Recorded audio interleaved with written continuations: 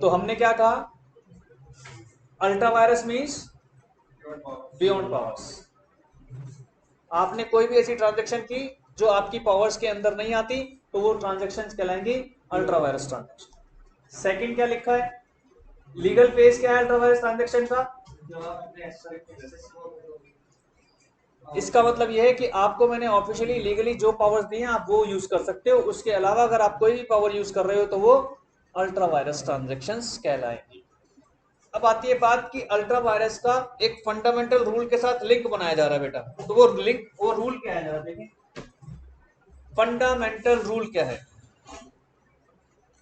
Of the company, जो अभी मैंने आपको बताया, the object of a company as stated in its memorandum. Fundamental rule है कि जो आपकी कंपनी का ऑब्जेक्ट जो मेमोरेंडम के अंदर ऑलरेडी स्टेटेड है, मेंशन्ड है, आप उसके बियॉन्ड नहीं जा सकते। आपने जो भी अपनी रूपरेखा, जो भी अपनी एक्टिविटीज इन्वॉल्व करनी है उसी ऑब्जेक्ट के अराउंड, नॉट बियॉन्ड इट। इस चीज क्या, हाँ हाँ आएगा, पेनल्टी भी आएगी बेटा, बिल्कुल आएगी।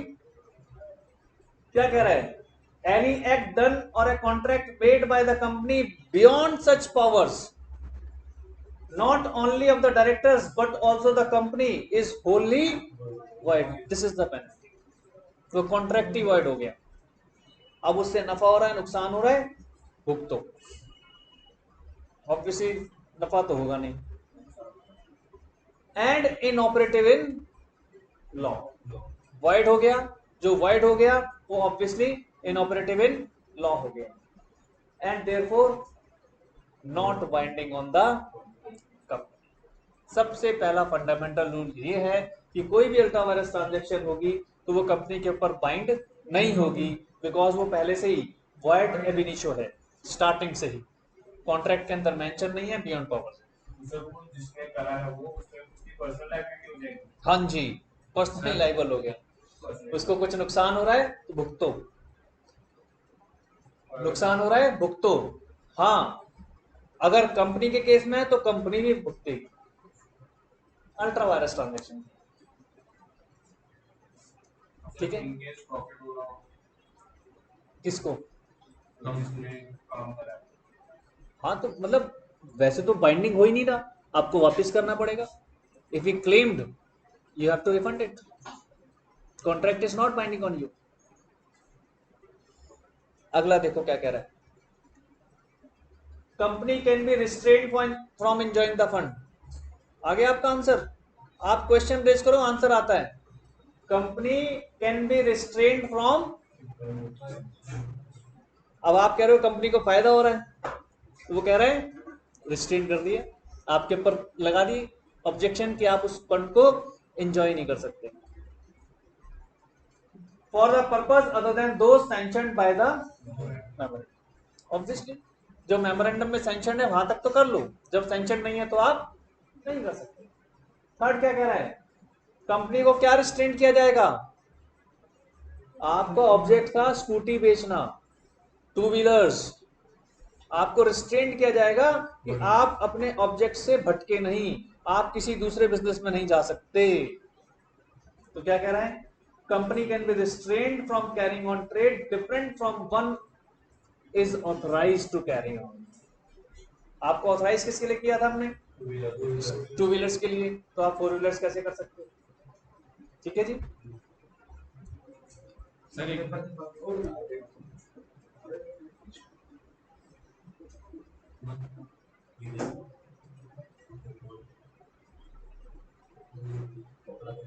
क्लियर है पॉइंट, क्या हुआ,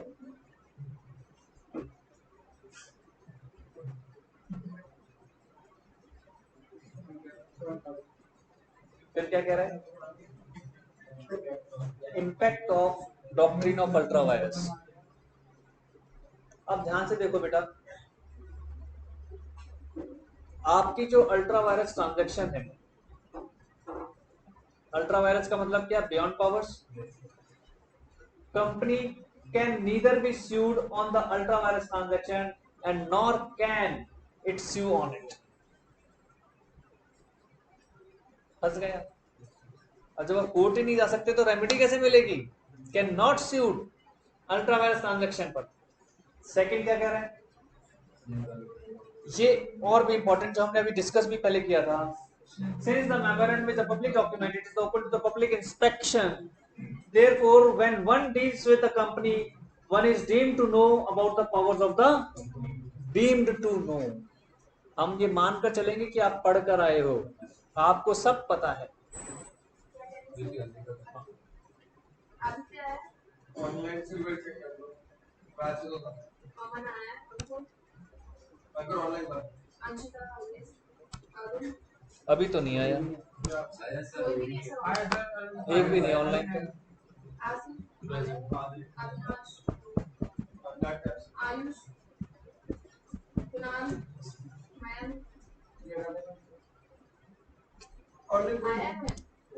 कोई भी नहीं है। ये जो बच्चे बे अटेम्प्ट वाले हैं ना, ये कुछ भी मार रहे हैं। सर सफर अटेम्प्ट वाले मार रहे हैं इशू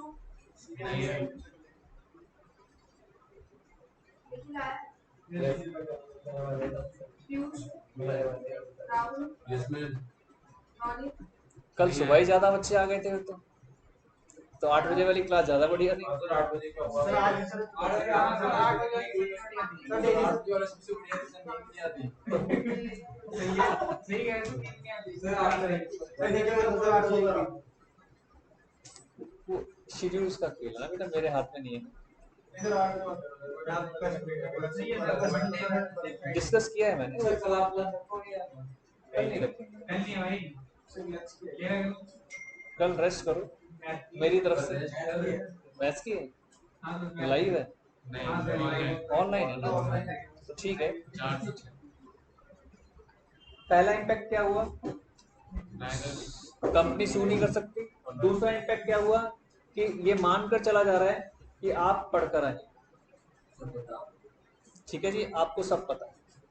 फिर तीसरा क्या कह रहा है, in spite of this one enters into a transaction which is ultra vires, the company he can not enforce against the company. आप कंपनी के अगेंस्ट आप इन्फोर्स नहीं कर सकते, ठीक है जी। ऐसी सिचुएशन में नॉर्मली होता क्या है, मैं वैसे बता दूं कि आप कहोगे सर ये तो फिर नुकसान दोनों तरफ ही है। नो डाउट नुकसान दोनों तरफ ही है, लेकिन कंपनीज ऐसे मैटर में सेफर गेम खेलती हैं। वो सेफर गेम क्या खेलती है, उन्हें अपना तो पता ही होता है ना कि हम क्या नहीं कर सकते। जब उनके अगेंस्ट आ रहा होता है मैटर तो उसमें एंटर नहीं करेंगे वो, उनके फेवर में आ रहा है तो एंटर कर जाएंगे। इस तरह की अप्रोच चलती, क्योंकि हाँ सर ये मतलब इमरजेंसी के टाइम में भी इमरजेंसी मतलब कौन सी, जैसे कि कोविड था कि कोई कंपनी है मास्क बना रही है वो सैनिटाइजर बनाने लगी और तो पावर नहीं नहीं नहीं नहीं, मास्क और सैनिटाइजर का तो आपस में लिंक है बेटा, मास्क और सैनिटाइजर का तो लिंक है आपस में, क्योंकि ये क्या है सारे एंटी इन्फेक्शन करके कुछ वर्ड ये बोल सकते हैं, उसमें कई चीजें होती हैं, समझ गए बात को। जैसे आपने टू व्हीलर वाला एग्जांपल दिया था एमओए में ये लिख सकता है बंदा कि वो लाइट मोटर व्हीकल या सिर्फ मोटर व्हीकल बेचेगा। टाइप्स लिखने पड़ेंगे, जैसे आपका लाइसेंस होता है तो आपके लाइसेंस में ये नहीं लिखा होता कि आपका जो लाइसेंस है वो मोटर्स के लिए है, वो लिखा होता है टू व्हीलर्स या एलएमवी, कुछ इस तरीके से लिखा होता है, और जो कमर्शियल वाला उसके में अलग लिखा होता है, वो मेंशन करते हैं। तो आपको भी मेंशन करना पड़ेगा। जब फोर व्हीलर्स में आएंगे तो फोर व्हीलर्स के अंदर तक मेंशन हो जाता है कि आप किस तरह के व्हीकल्स की बात कर रहे हैं, है ना। पता चला कि आप कमर्शियल व्हीकल्स की बात कर रहे हैं, ट्रक बना रहे हैं, ट्रैक्टर बना रहे हैं, टेम्पो बना रहे हैं, वो अलग तरह की कंपनीज होगी, ठीक है। वो आप अपने उसमें ला सकते हो कि एक ही साथ हो जाए सब कुछ, जैसे टाटा मोटर्स में सब कुछ आ गया है, वो तो सब कुछ बना रहा है टाटा मोटर्स के अंदर। चैरिटी कंपनी करती है लेकिन वो उसमें आ जाता है सीएसआर में, कॉर्पोरेट सोशल रिस्पॉन्सिबिलिटी, तो वहाँ तो वैसे ही अलाउड है, वहाँ तो बल्कि लीगली लीगली अब आपके ऊपर वो है, कंपल्सन है, नहीं जा रही।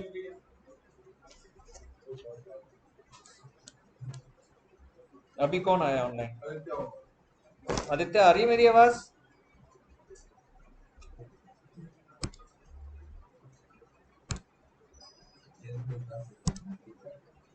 अगर माइक को अलग दिख रहा है नहीं सर आपने ड्राइंग ऑडियो ऊपर ड्राइंग चलो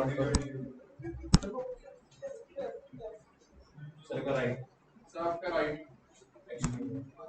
ड्राइंग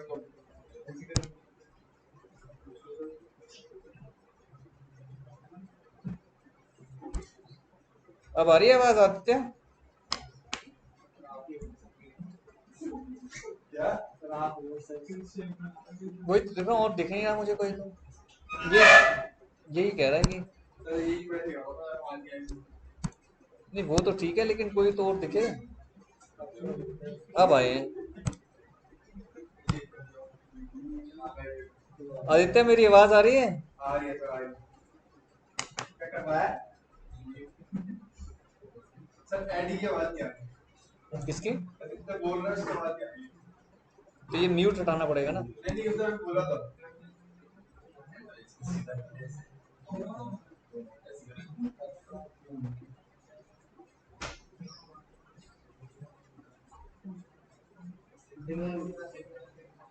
क्या करूं फिर बताओ? अब मेरे पास वॉइस नहीं आ रही तो उसका क्या करूं? क्या आ रही है सर? आपकी आ रही है मेरी आवाज आ रही है? हाँ जी बेटा। तो अब क्या हुआ इस केस में? Impact of doctrine of ultra vires में वो क्या कह रहा है? A company can neither be sued on an ultra vires transaction nor can it sue on it since the memorandum is a public document. तो हम क्या मानकर चलते हैं कि जो भी कंपनी के साथ डील कर रहा है वो मेमोरेंडम पढ़कर आया है। अब अगर कुछ अल्ट्रा वायरस ट्रांजेक्शन हो रही है तो उसका खामियाजा किसको भुगतना पड़ेगा? उसको भुगतना पड़ेगा, क्योंकि हम ये मानकर चल रहे हैं कि वो पढ़कर आया है, उसकी नॉलेज में है। थर्ड क्या कह रहा है? If in spite of one enters into a transaction which is ultra virus, the company, he cannot enforce against the company. जैसे ही कोई भी ट्रांजैक्शन जो अल्ट्रा वायरस कंपनी की अल्ट्रा वायरस है, यानी कंपनी के मेमोरेंडम में जिसका जिक्र नहीं है, तो अल्ट्रा वायरस हो गई, तो उसके लिए कंपनी लायबल नहीं है। साफ साफ उन्होंने बोल दिया। क्या क्या क्या बोला? Can not enforce it against the company. Company के अगेंस्ट उसको इन्फोर्स नहीं किया जा सकता उस ट्रांजैक्शन। हाँ, 3 बच्चे आ गए।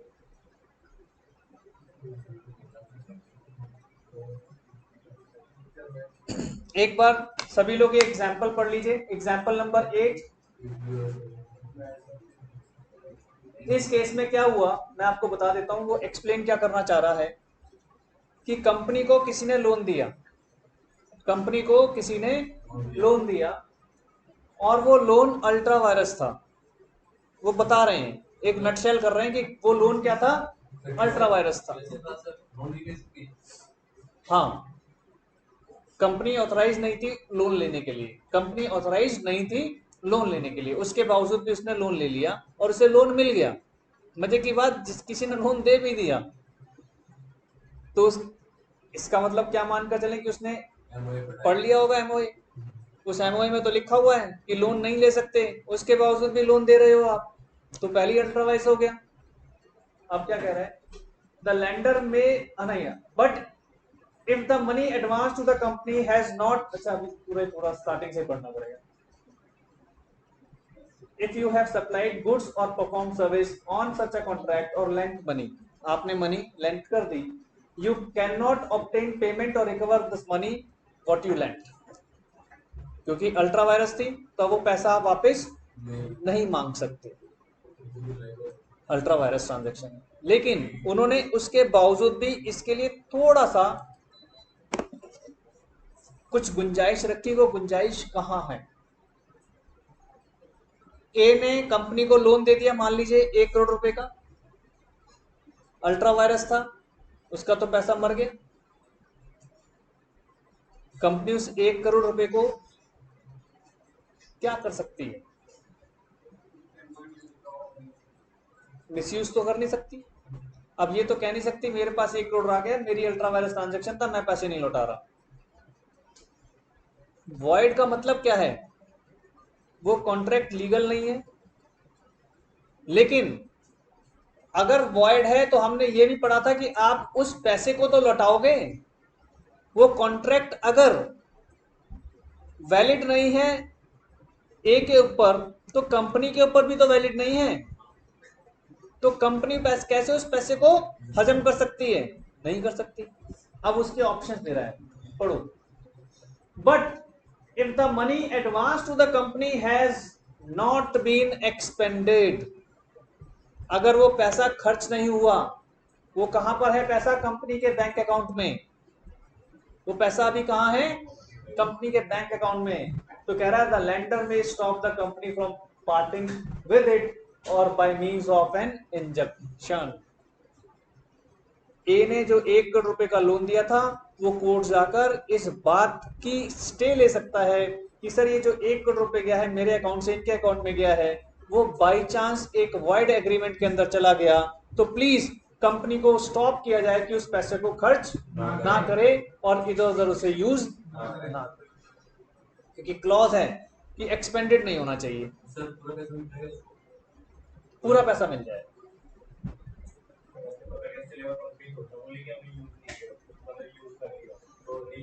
बैंक अकाउंट बोलेंगे, सर ऐसे बैंक अकाउंट कैसे चेक करेगा? वो पब्लिक डॉक्यूमेंट कंपनी का बैंक अकाउंट। नहीं, जब मैं कोर्ट जाऊंगा, मैं कोर्ट में ये कहूंगा कि जो मेरा 1 करोड़ रुपए आपको ट्रांसफर हुआ है, तो कोर्ट तो पूछ सकता है कि इस 1 करोड़ का आपने क्या किया। कोर्ट को तो राइट है ना पूछने का। मेरे को नहीं बताओगे तो कोर्ट को तो बताओगे। मैं कोर्ट इसीलिए तो जा रहा हूँ। इंजंक्शन का मतलब क्या होता है? स्टे। मैं आपके ऊपर वो स्टे तो लेने जा रहा हूँ कि कृपया उस 1 करोड़ रुपए को मिसयूज ना हो जाए। समझ गए बात को? क्या थी? देखो, मैं पहले एक बात सुन लो कि वॉइड होने का कॉन्सेप्ट क्या है। वॉइड होने का कॉन्सेप्ट ये है कि मैंने 1 करोड़ रुपए आपको उधार दिया, तो मैं आपसे जबरदस्ती ये नहीं कह सकता कि मेरा ब्याज दो मुझे।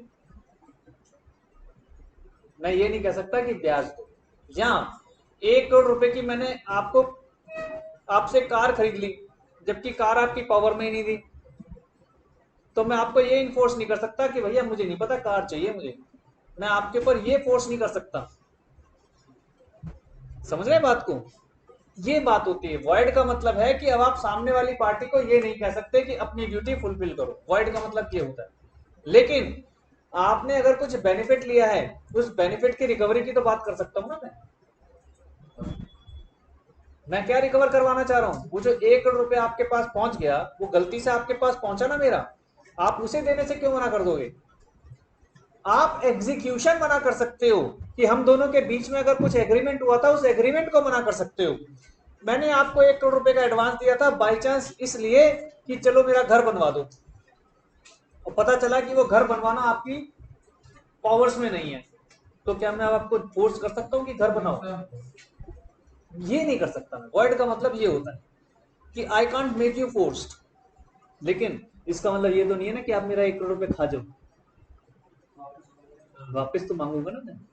अगर वॉइड हुआ है तो दोनों के लिए हुआ है, अकेले मेरे लिए थोड़ी वॉइड हुआ है। सिर्फ वॉइड का मतलब ये होता है कि अब मैं आपको उसके एग्जीक्यूशन के लिए नहीं कह सकता। ठीक है? मान लीजिए कंपनी का बिजनेस सिगरेट बनाना था, और मैंने तो कह दिया जी सिगरेट तो बना ही रहे हो, कुछ नहीं होता, चरस भी बेच दो। ये तो अनलॉफुल बिजनेस हो गया। यहां फंस जाते हैं। जब अनलॉफुल हो गया तो अनलॉफुल में मैं कोर्ट कैसे जा सकता हूं? तो केस के ऊपर भी थोड़ा सा डिपेंड करता है। जब मैं कोर्ट नहीं जा सकता तो मैं आपसे पैसे भी नहीं मांग सकता, अब तो वहां फंस गए। Got it?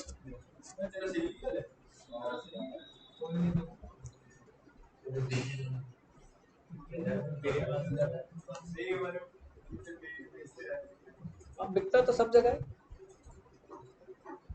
जब पकड़े जाते तो पता चलता है। अब वो मिली भगत है ना। मैं नाम नहीं लूंगा, एक मंदिर का पुजारी आ गया था पकड़ में, उस मंदिर का नाम नहीं लूंगा मैं।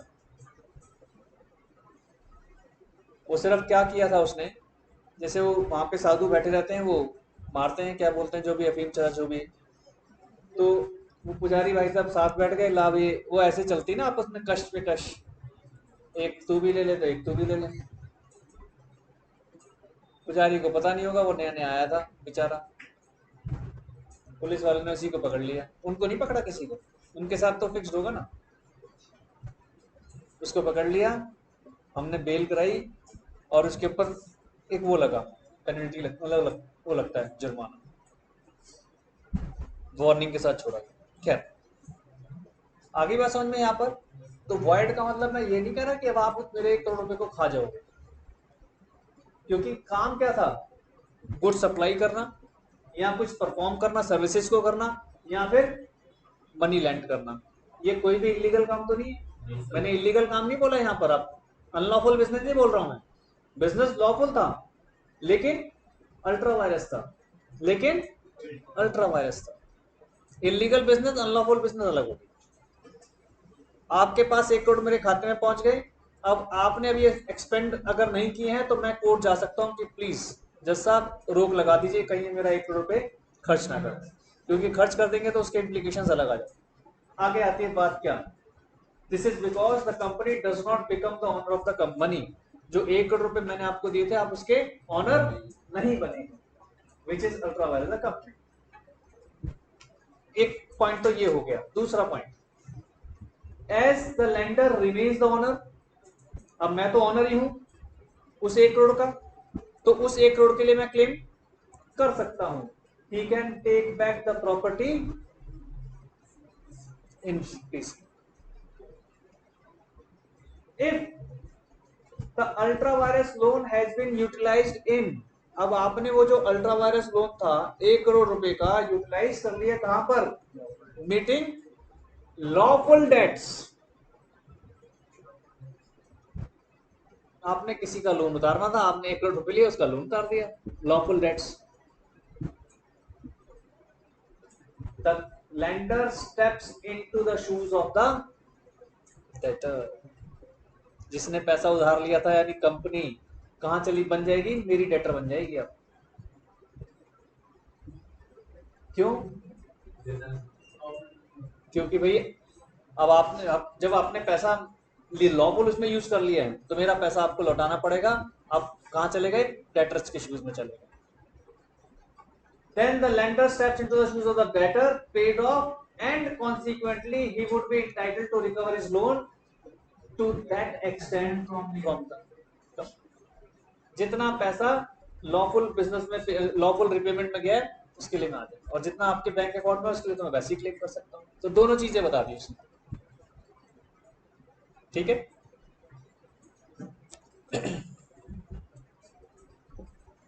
ये छोटा सा पॉइंट पड़े जरा। अभी तक हम पढ़ रहे थे अल्ट्रा वायरस में कंपनी के ऊपर केस नहीं किया जा सकता, लेकिन 5th पॉइंट में, 4th अभी आप पहले 4th देख लो क्या कह रहा है, ऊपर पढ़ चुके हैं हालांकि। An act which is an ultra vires the company being void can not be ratified by the share holders. उसको शेयर होल्डर्स क्या रेटिफाई नहीं कर सकते। रेटिफाई का मतलब क्या होता है, शुद्धिकरण, पुष्टि करना, शुद्धिकरण, कि हाँ अभी तक गलत था लेकिन हमने इसको ठीक कर दिया, हाँ हमने अब ठीक कर दिया, चिंता ना करो, हम ऑथराइज कर रहे हैं कि काम ठीक है। तो नीचे हमारे पास 3 केसेस आ रहे हैं जिन केसेस में शेयर होल्डर्स रेटिफाई कर सकते हैं। कब रेटिफाई कर सकते हैं, हर केस में नहीं कर सकते देखो, लेकिन इन 3 केसेस में कर सकते हैं। पहला, if act is ultra vires the power of directors. Directors और मेमोरेंडम में फर्क है, ध्यान रखना।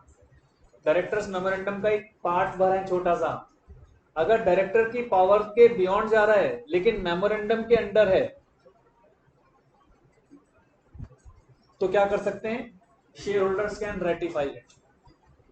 शेयर होल्डर्स कहेगा ठीक है, कोई चिंता नहीं। Second, if it is ultra vires the articles. Articles में क्या होते हैं, मेमोरेंडम के नीचे। आर्टिकल्स में तो अल्ट्रा वायरस हो रहा है लेकिन मेमोरेंडम के अंदर है, तो उसको भी कैसे कर सकते हो रेटिफाई, आर्टिकल्स को चेंज कर दो, आर्टिकल्स को ही मॉडिफाई कर दो, आर्टिकल्स को ही ऑल्टर कर दो।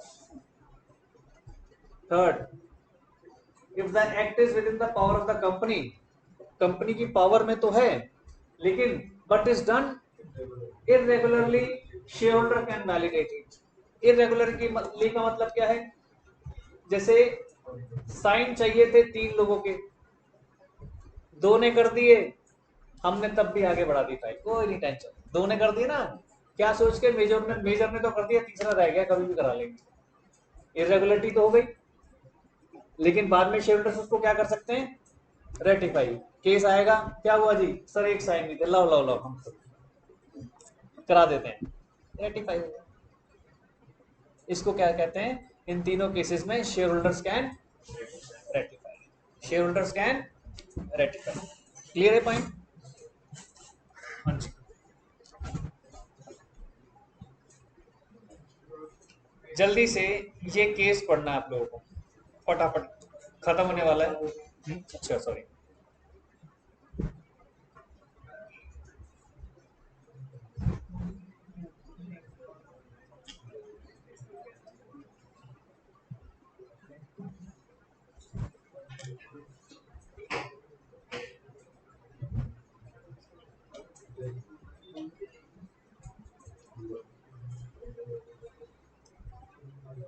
बेटा सेल्फ स्टडी दे रहा हूँ फटाफट। Ashbury railway carriage and icon iron company limited versus Riche, इस केस को पढ़ना जल्दी से, फिर खत्म हो जाएगा ये क्वेश्चन, ये वाला पार्ट हमारा। अब आप बैच 1 से आगे चल रहे हो तो इसको आगे ही रखो, कंटिन्यू रखो। लॉ में तो मैं आपको आगे ले आया हूँ।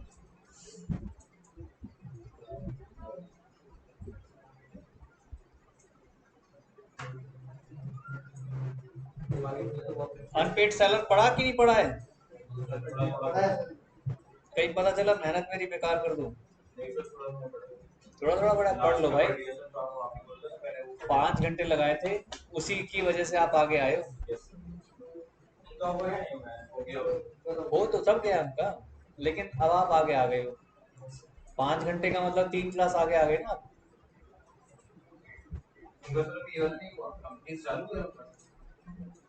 ये आज खत्म हो गया है उनका, हाँ, लेकिन आपका जो भी अगला भी खत्म हो जाएगा, अगला उन्होंने पढ़ा ही नहीं। इधर मैथ्स वाले सर ने क्लास छोड़ दी थी, तो फिर मैंने भी छोड़ दिया।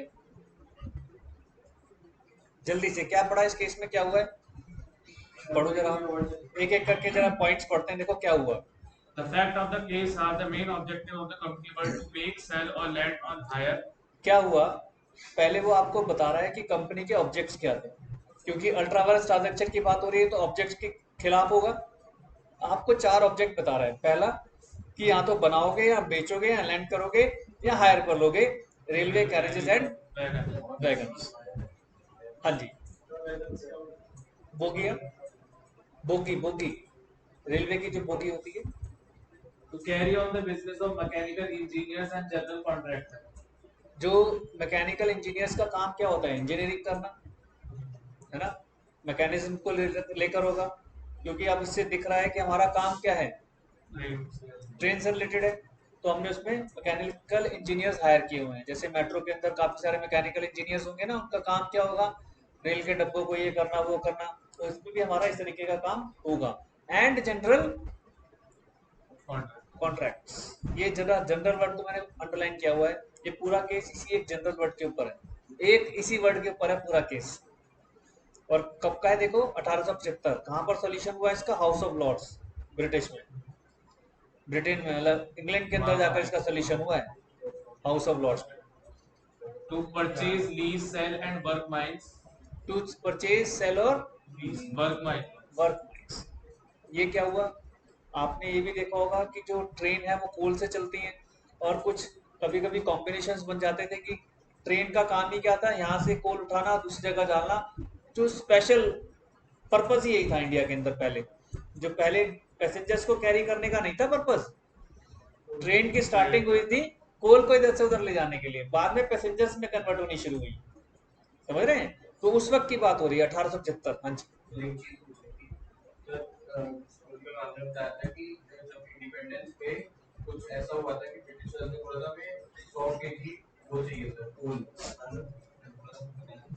तो इंडिया से 100 केजी कोल जाता है नहीं आता है। इंग्लिश इंग्लिश इंग्लैंड में मेरी नोटिस में नहीं है बेटा। 1950 से लेके 2050 तक ऐसे बोल जाएगा। कूल क्यों? हो सकता है कुछ एग्रीमेंट साइन हुआ हो। तो एक्सपीरियंस नहीं है, हिस्ट्री की टीचर है तो नो डाउट ठीक बता रही होंगी, लेकिन मेरी नोटिस में नहीं है फ्रेंकली। ये पॉइंट पढ़ेंगे, अच्छा पॉइंट बोला है उन्होंने, ऐसी ही नॉलेज बढ़ती है। अब जब आप कह रहे हैं, मुझे इतना पता है कि एक कॉन्ट्रैक्ट तो साइन हुआ था, वो साइन हुआ था कि सुभाष चंद्र बोस अगले 100 साल, अगले 100 साल जैसे भी जिंदा या मुर्दा पाए जाएंगे तो उनको हैंड ओवर किया जाएगा। ये तो मेरी नोटिस में है कि जो उस वक्त के प्राइम मिनिस्टर थे उन्होंने ये कॉन्ट्रैक्ट साइन किया था। जो 1950 से ऐसे कॉन्ट्रैक्ट साइन हुआ कि 100 साल 2050 तक मतलब कि खोल जाएगा, डी जाएगा, बी जाएगा, ये देखते होगा जरूर, अगर वो कह रही है तो भाई हिस्ट्री की टीचर है, फीमेल टीचर अगर बोलती है ना तो वो ज्यादा ऑथेंटिकेटेड लगता है। हाँ, क्योंकि मेल्स कहानियां बहुत सुनाते हैं, बनाते ही बहुत है। फीमेल जो है इन मामले में एकदम से स्ट्रिक्ट रहती है, वो कहानियां ज्यादा नहीं बनाती। हम लोग को थोड़ा सा बड़ा चढ़ाकर बताने की आदत होती है ना मेल्स को, फीमेल्स स्टिकी होती हैं, मतलब एकदम जो जैसा है वैसा है, कहानी ना ऐड करो ना लेस करो। हम थोड़ा मिर्च मसाला लगाकर इंटरेस्टिंग बनाकर करते हैं। तो इस तरीके के दो हमारे समझ में आ गए, दो ऑब्जेक्ट। तीसरा ऑब्जेक्ट क्या था? परचेज, लीज, सेल और ऑर्गेनाइज। चौथा To purchase and sell as merchant or agents, coal, timber, metal, etc. Purchase and sell Coal, timber. या मर्चेंट और एजेंट्स को कोल, टिम्बर और मेटल्स। इससे साफ दिख रहा है कोल और ट्रेन से हमारा लेना देना है, कोल टिम्बर सब कुछ आ गया, इससे मिल लेना देना है। The director of the company entered into a contract with Ritchie ऊपर देखे नाम था रिची, डायरेक्टर्स ने रिची के साथ एक कॉन्ट्रैक्ट साइन किया।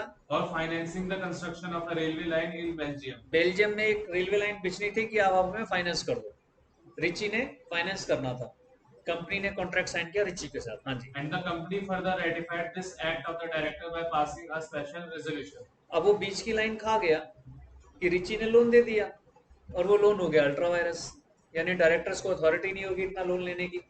Directors were not authorise to take such type of loan. Riche भाई साहब ने लोन दे दिया। अब रिची ने क्या कहा? The company, however, repudiated the contract as being ultra vires. Company ने, अब जब रिची ने लोन पैसा वापस मांगा, अब रिची ने पैसे दे दिया, अब रिची पैसा वापस मांग रहा है, तो वो क्या कह रहे हैं कि भाई ये तो अल्ट्रा वायरस था, तेरा पैसा तो गया, तेरा पैसा तो गया। हाँ जी। And Ritchie brought an action for damages for breach of contract. अब उसने कहा कि अच्छा मेरा पैसा नहीं लौटाओगे, तो कोर्ट पहुंच गया। कोर्ट पहुंच गया तो क्या हुआ? तो भाई मेरे साथ ब्रीच ऑफ कॉन्ट्रैक्ट हुआ है, मुझे तो पैसा वापस चाहिए। His contention was that the contract was well within the meaning of the word general contractors. अब सुनो, क्योंकि ऊपर के चारों ऑब्जेक्ट में कहीं पे फाइनेंसिंग का नहीं था, देखो ध्यान से पढ़ लो, कहीं पर कहीं फाइनेंसिंग का था, फाइनेंसिंग का तो कॉन्सेप्ट ही नहीं था, तो आपने ले कैसे लिया? वो कह रहे हैं जब आपके ऑब्जेक्ट में कहीं फाइनेंस क्लॉज था ही नहीं तो आपने कर कैसे लिया? ये सिंपल लोन नहीं है तो फाइनेंस है, आप एक प्रोजेक्ट को फाइनेंस कर रही हो, है ना? बेल्जियम के अंदर आपको लाइन डालनी है, उसको फाइनेंस करवाया आपने, ये तो आपके उसमें ही नहीं था, मेंशन ही नहीं था। समझ गए? डायरेक्टर्स ने तो ये कह दिया कि जी हमारे अल्ट्रा वायरस ट्रांजेक्शन हो गई जी हमसे, आप पैसा नहीं मांग सकते, क्योंकि पैसा तो कंपनी से मांग रहा है, मना कर दिया कंपनी ने। उसने ब्रीच ऑफ ड्यूटी लगाकर कोर्ट में केस कर दिया कि जब मेरा पैसा वापस नहीं कर रहे तो इसका मतलब ब्रीच हो गया ना कॉन्ट्रैक्ट। हाँ जी। And hence within its power. तो उसने क्या कहा, ये हिज कंटेंशन दोबारा पढ़ दो। His His contention contention was was that that- the contract was well within the meaning of the word general contractor. तो उसने क्या कहा, उसने ये स्टैंड दिया कि मैंने जो आपको लोन दिया ना, वो जो ऊपर जनरल कॉन्ट्रैक्टर का है, मैंने उसके अंदर दिया आपको लोन, मैंने और कहीं नहीं, मैंने तो जनरल कॉन्ट्रैक्टर वाले कॉन्सेप्ट में दिया आपको लोन। आगे। And hence within its power. और Moreover, इसका मतलब वो आपकी पावर में है, मैं नहीं जानता, ये आपकी पावर में था। it had been ratified by a majority of shareholders. और दूसरी तरफ शेयर होल्डर्स उसको, रिची को सपोर्ट कर रहे हैं, दूसरी तरफ रिची को शेयर होल्डर सपोर्ट भी कर रहे हैं कि हाँ जी हम रेटिफाई कर देंगे, डोंट वरी, हम रेटिफाई कर देंगे, don't worry. However, it was held by the court that the contract was null and void. लेकिन कोर्ट ने कहा no, you can not make it ratified, this is ultra vires, और ultra vires कैसा है ये?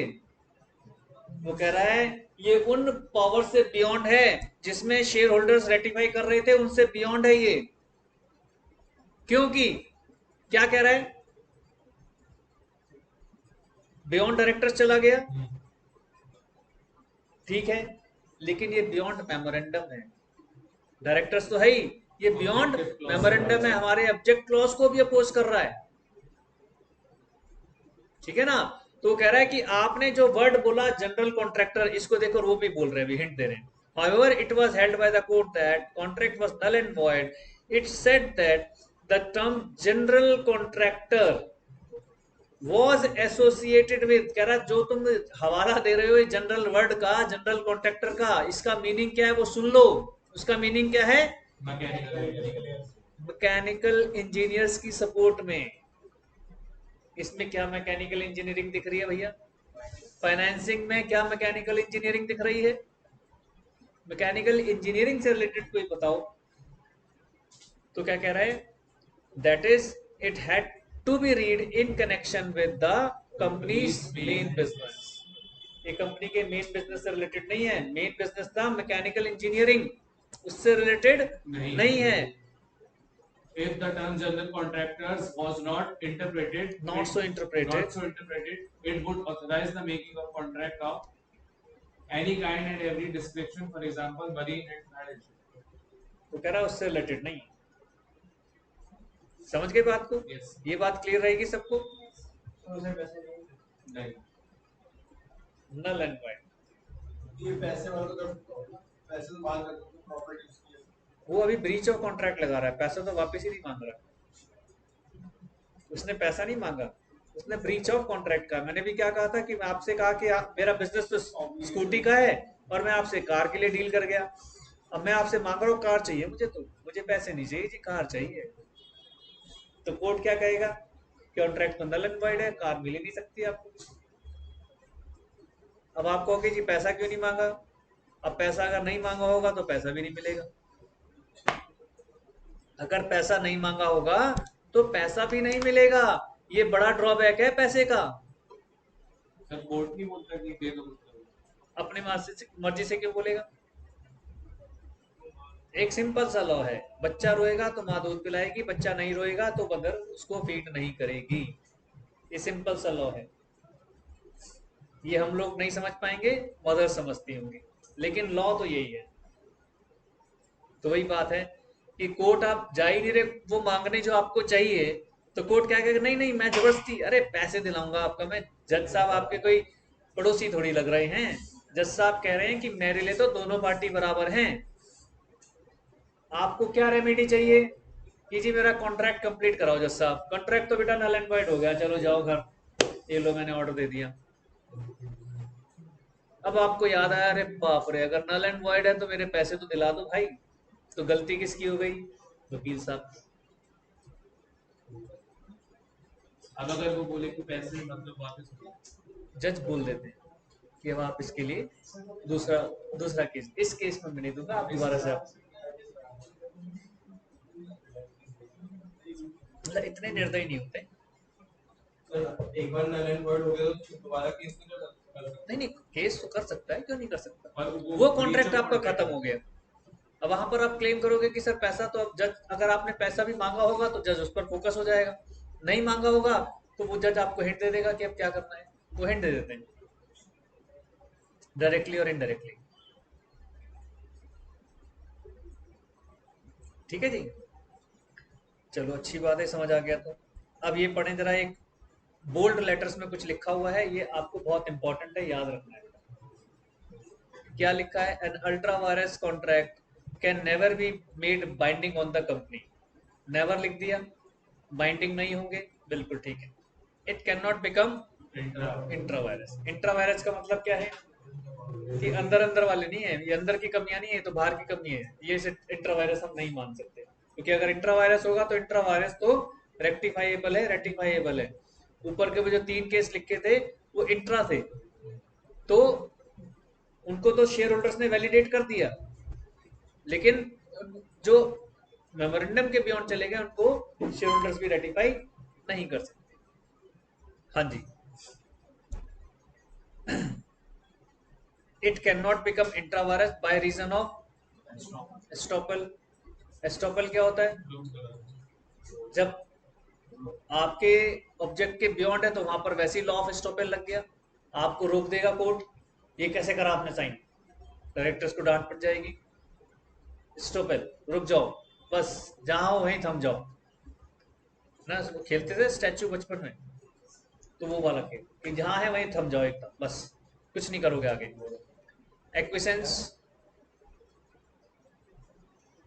आप अगर फिर भी उसकी स्वीकृति दे रहे हो तो वो भी काम नहीं आएगा। एक्विसेंस वो होता है एक्सेप्ट कर लेना। लैप्स ऑफ टाइम, टाइम बीत गया, डिले ऑफ रेटिफिकेशन ना, तो और डिले की वजह से भी और रेटिफिकेशन में भी आप उसको नहीं कर पाएंगे। एक्विसेंस में होता है शेयर होल्डर्स एग्रीड, अरे नहीं नहीं सर बेचारा गरीब आदमी है, कर्ज ये मर जाएगा, कोई मतलब नहीं। लॉ लॉ है, यहाँ पर गरीब अमीर नहीं देखा जाता। ठीक है, अब उसने पूरा इसको समअप किया, ऊपर जितना ये हमने केस पढ़ा किसको समअप कर रहा है कैसे। पहले केस में क्या कह रहा है, जरा जल्दी से फर्स्ट एक बार पढ़ लीजिए, बहुत आसान है। ये 4 पॉइंट है, चारों आपको दिखेंगे एकदम आसान है। जो पीछे डिस्कस किए वो सारा सबको नटशेल किया है बेटा। पहले पॉइंट में क्या कहा है, सिर्फ मोटा मोटा एक दो वर्ड में बता दो, क्या दिख रहा है? नल एंड वाइट, रिपीट हो गया दोबारा से। दूसरे में क्या कह रहा है, एक वर्ड में बता दो, शेयर होल्डर सर्टिफाई नहीं कर सकते। तीसरे में क्या कह रहा है, देखो फटाफट, ये दो थोड़े से अलग हैं। पहले वाले दो में तो नल एंड वाइड और कैन नॉट रेटिफाई, ये दो थोड़े से अलग हैं। इसमें वो कह रहा है कि जो इंट्रा वाले होते हैं, इंट्रा वाले, उसमें स्पेशल रेजोल्यूशन पास करके उनको रेटिफाई किया जा सकता है। नीचे में कह रहा है कि कुछ मैटर्स में तो ऐसा है स्पेशल रेजोल्यूशन पास करना पड़ेगा, फिर उनको रेटिफाई किया जा सकता है। एक है रेजोल्यूशन, मैंने अंडरलाइन किया है, और एक है स्पेशल रेजोल्यूशन। आपके सिलेबस का पार्ट नहीं है, लेकिन रेजोल्यूशन और स्पेशल रेजोल्यूशन की जो कैलकुलेशन है वोटिंग राइट्स के ऊपर है। कितने वोट से कोई रेजोल्यूशन जनरल रेजोल्यूशन होगा, कितने वोट से कोई रेजोल्यूशन स्पेशल रेजोल्यूशन होगा। और उसमें मेंशन है कि ये वाला काम जनरल रेजोल्यूशन से पास हो जाएगा और इस वाले काम के लिए स्पेशल रेजोल्यूशन की जरूरत है। ठीक है, ये तब आता है जब हम लोग ऑल्ट्रेशन सीखेंगे, अभी ऑल्ट्रेशन हमारे कोर्स में नहीं है। ये वाला एक बार सेंटेंस पढ़ लीजिए, ये ऊपर वाले को स्टैंड कर रहा है।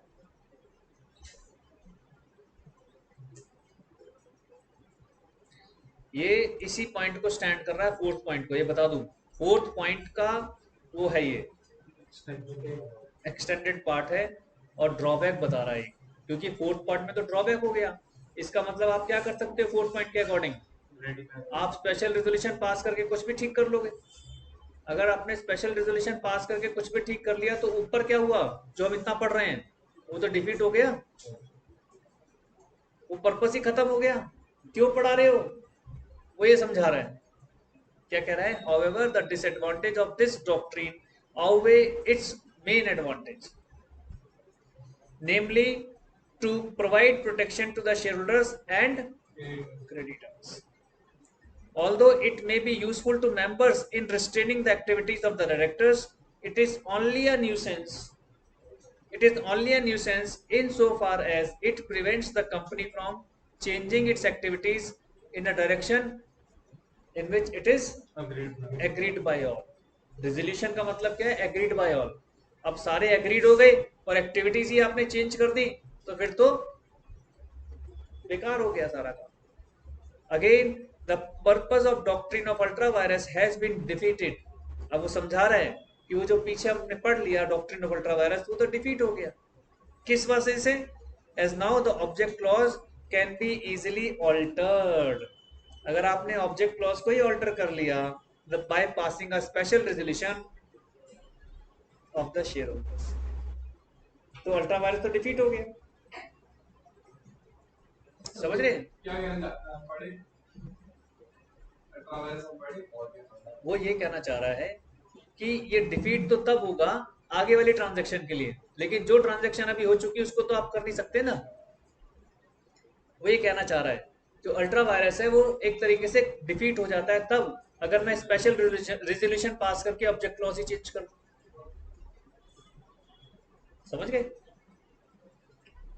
ठीक है, अब जैसे मेरे ऑब्जेक्ट में नहीं लिखा था कार बेचना, अब मैंने पहले क्या किया, स्पेशल रेजोल्यूशन बुलाया, कार के प्रोजेक्ट को डाला, अब मेरा पास हो गया, अमेंडमेंट हो गया। अब मेरे ऑब्जेक्ट में क्या आ गया कि मैं टू व्हीलर्स भी बेच सकता हूँ, फोर व्हीलर्स भी बेच सकता हूँ। अब आपके साथ कॉन्ट्रैक्ट कर रहा हूँ, तो अब कहाँ रहा अल्ट्रा वायरस? तो doctrine of ultra virus defeat हो गया ना। ये छोटा सा पॉइंट था।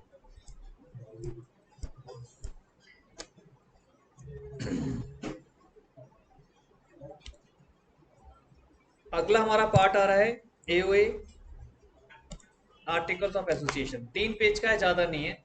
और अभी हमारे पास टाइम कितना है? मीटिंग एंड तो नहीं हुई अभी उसकी? वो आएगा ना।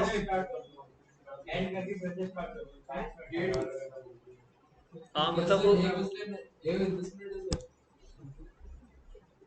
बच्चे लोग, मैं मीटिंग एंड करके फिर स्टार्ट कर रहा हूँ, जाना मत। 2 लोग तो थे, 2 लोग तो थे भाई।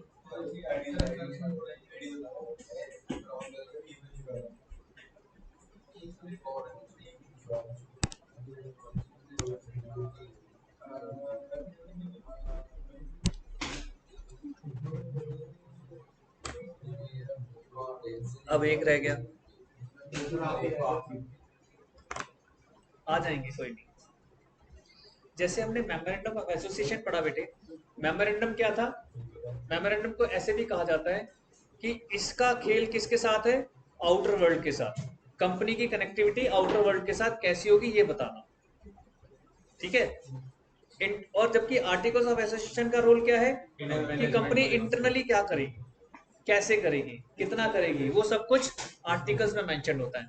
इसको पढ़ना शुरू करते हैं। बहुत छोटा सा है, ज्यादा नहीं है, 3 पेज का है और अभी खत्म हो जाएगा। यही पब्लिक डॉक्यूमेंट, तो कंपनी का हर डॉक्यूमेंट पब्लिक डॉक्यूमेंट है। बस सिर्फ जो इंटरनल्स होते हैं उनके बिल्कुल अपने सीक्रेट्स, वो नहीं है। क्या कहते हैं, कैडबरी में आके उनके रेसिपी नहीं पूछ सकते हैं? वो मैंने भी वो क्या, वो सीक्रेट्स हैं। नहीं वगैरह वो डाले, क्या कहते हैं उसे? आरटीआई। आरटीआई सिर्फ गवर्नमेंट पर एप्लीकेबल। गवर्नमेंट से पूछ लीजिए आप कैडबरी कैसे बनाते हो।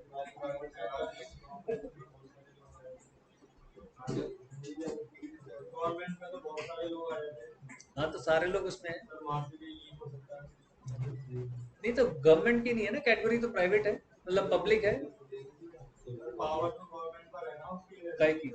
नहीं नहीं, आज तक कोक ने नहीं अपने डिस्क्लोज की। आज तक कोक ने डिस्क्लोज नहीं की। कोक की रेसिपी सिर्फ 2 लोगों के पास है। कोक का जो फॉर्मूला है वो 2 लोगों के पास है। आधा फॉर्मूला ए के पास है, आधा फॉर्मूला बी के पास है। पहले ए आता है, अपना फार्मूला पूरा करके जाता है, फिर बी आता है, वो अपना फार्मूला पूरा करके जाता है, और दोनों एक साथ कभी भी ट्रेवल नहीं करते, और दोनों एक जगह भी कभी नहीं होते मौजूद। इन केस अगर कुछ हो जाता है तो उसका फॉर्मूला किसी और को हैंड ओवर हो जाएगा, लेकिन 2 के पास ही रहेगा। कुछ ऐसा है, कुछ ऐसा सा है। हो सकता है मैं कुछ 19-20 बता रहा हूँ, दाएं बाएं बता रहा हूँ, लेकिन मेन आपको मैंने बता दिया कि मेन ये है। कोई एक चला जाएगा, नहीं नहीं, वो आगे वो कर देगा ना। वो अकेला उनको ऐसे ले दिया, इसलिए दिया हुआ है कि एक बार में ये फॉर्मूला इस तरह से चलेगा। किसी ना किसी एक को तो पता ही होगा जिसने फॉर्मूला बनाया है। अब वो हर जगह तो मौजूद नहीं रह सकता। एक्चुअली बहुत सारे लोग लगे हुए ना उस फॉर्मूले को लेने के लिए। एक रिसर्च आई थी कि ऐसी ये क्या चीज है, चॉकलेट्स, पेप्सी, कोक, ये क्या चीज है कि जरा से बच्चे को मुंह में पकड़ा दो वो भी ऐसे कर रहा होता है ना। अभी पैदा हुआ है, उसको चटा दो जरा सा, वो भी लगा हुआ होता है। आप लोग यंग हो, आपको खिला दो, आप पेपर जैसे, एक्सेप्शंस की बात नहीं कर रहे, किसी बड़े बुढ़े को खिला दो, वो भी टेस्ट लेकर खाता है। तो कह रहे ऐसा ये क्या फॉर्मूला है जो यूनिवर्सली यूनिवर्सली हर जगह एप्लीकेबल है, हर एज ग्रुप को अच्छा लगता है। तो सोचो क्या दिमाग है उनका जिसने बनाया। ऐसा कभी भी नहीं होता ना कि एक चीज हर एज का लोग लाइक करें। मिठाई हर एज के लोग लाइक नहीं करते ना, एक एज के बाद लोग खाना छोड़ देते हैं। बीमार हो या ना हो अलग बात है, तब भी खाना छोड़ देते हैं, खाने का दिल ही नहीं करता। लेकिन वो एक ऐसी चीज है, तो रिसर्च आई, मैंने कहा भगवान जाने में तो बाद में पता चलेगा। हाँ वही तो कर रहे हैं, बाद में पता चलेगा कि क्या रीजन है। भगवान जाने भाई कैफीन है क्या है।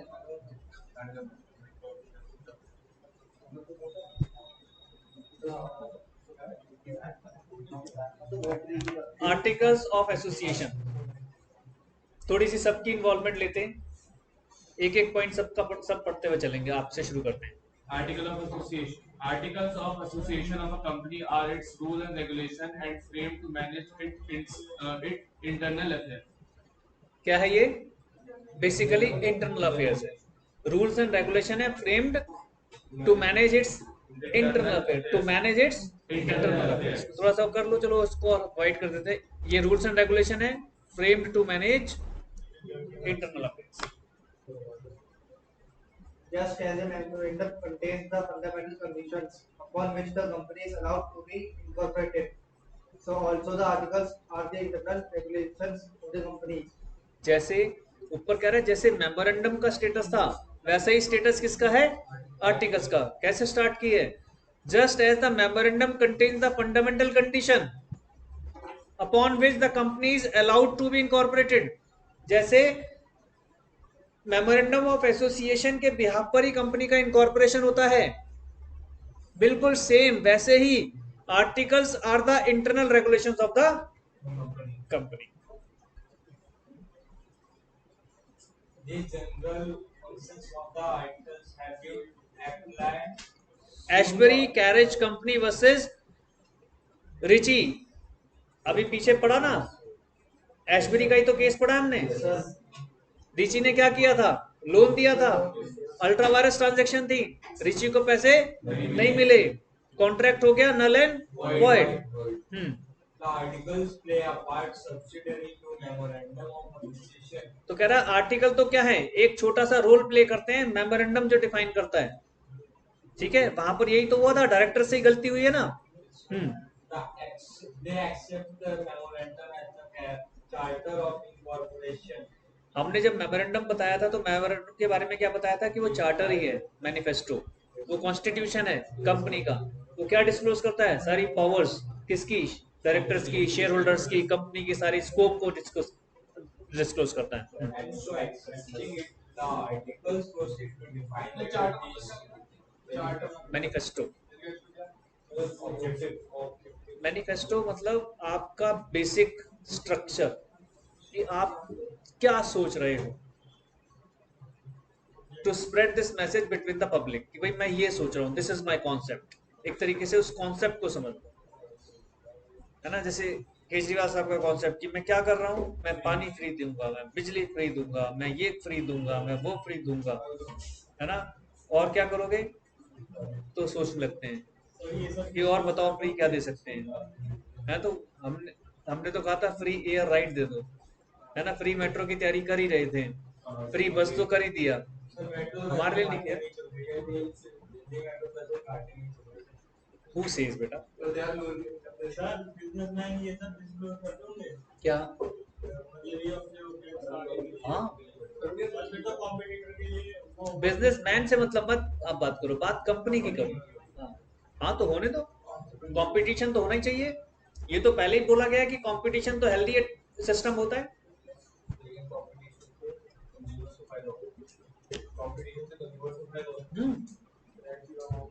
कंपटीशन तो आपने पढ़ा होगा कि कंपटीशन इज अ वेरी, मतलब एक ऐसा एसेंस है कंपटीशन जो आपको, सोसाइटी को, सबको बेनिफिट देता है। समझ रहे हो बात को? जो सोल प्रोप्राइटर्स होते हैं, सॉरी क्या बोलते हैं उन्हें? नहीं, मोनोपोलिस। जो मोनोपोली चल करता है, मोनोपोली के अंदर क्या होगा कि जैसा मैं चाहूंगा वैसे ही होगा। मुझे पता है कि ये चीज मेरे पास है और आपको चाहिए, मैं जब चाहूं रेट बढ़ा दूंगा, जब चाहे मना कर दूंगा। मोनोपोली है।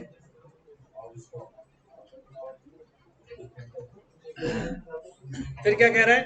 The rights and power of the governing body, the rights and power of governing body as between themselves and company, and the mode and form in which the business of the company to be carried on, and the mode of the and form in which the changes in the internal regulations of the company may be from time to time be made. Basically वो articles के बारे में बताना चाह रहा है कि articles है क्या, हमारे जनरल फंक्शंस का है। अंडर जनरल फंक्शन क्या है कि मैंने जो भी इंटरनली कुछ भी करना है मैं आर्टिकल्स में मेंशन करूंगा। अगर मुझे इंटरनली कुछ गाइडलाइन चेंज करनी है तो वो आर्टिकल्स में मेंशन होगा, आर्टिकल्स का ही रूल है। उन सब चीजों के बारे में बात कर रहा है। हाँ जी सौरभ अगला। Document containing the articles of association of a company and the startup is a business document and it has to be construed strictly. It regulates domestic management of a company and creates certain rights and obligations between the members and the company. तो ये document जो है, किस document की बात हो रही है? एओए की बात हो रही है। ये एओए क्या करता है? ये कह रहा है डोमेस्टिक मैनेजमेंट। डोमेस्टिक मतलब इंटरनल। जैसे हम इंडिया के पॉइंट ऑफ व्यू से डोमेस्टिक कहते हैं तो इंडिया के अंदर अंदर, इंटरनेशनल क्यों हो गया इंडिया और उससे बाहर। डोमेस्टिक मतलब अंदर अंदर। तो जब मैं डोमेस्टिक की बात कर रहा हूँ और एओए की बात कर रहा हूँ और कंपनी की बात कर रहा हूँ तो तीनों का जब मर्जिंग हुई तो क्या बात हो रही है? इंटरनल अफेयर्स की बात हो रही है, इंटरनल मैनेजमेंट की बात हो रही है। उसके बारे में क्या कह रहा है? It regulates domestic management. कौन? एओए। ध्यान से देखना क्या कह रहा है? It regulates domestic management of the company and creates certain rights and obligation between the members of the company. समझ के बात को? certain rights and obligation between the members and the company. जो एसएस राजकुमार वर्सेस परफेक्ट कास्टिंग का मतलब क्या है इसमें? मतलब इस केस में इसी तरीके की सिचुएशन आई है। पूरी एक्सप्लेनेशन इसकी दूंगा, पहले आज पूरा खत्म कर लें ये केस। इस कंपनी के केस में जितने भी हमारे केसेस डिस्कस होने, कुछ एक रह गए हैं उनको डिस्कस कर लेंगे पूरा। ये भी एक तरीके का फॉर्म है ये। डालो एक बार, गूगल करो। अब इसको कुछ करना है ये तो ठीक है ना? स्क्रीन शेयर नहीं हो रही।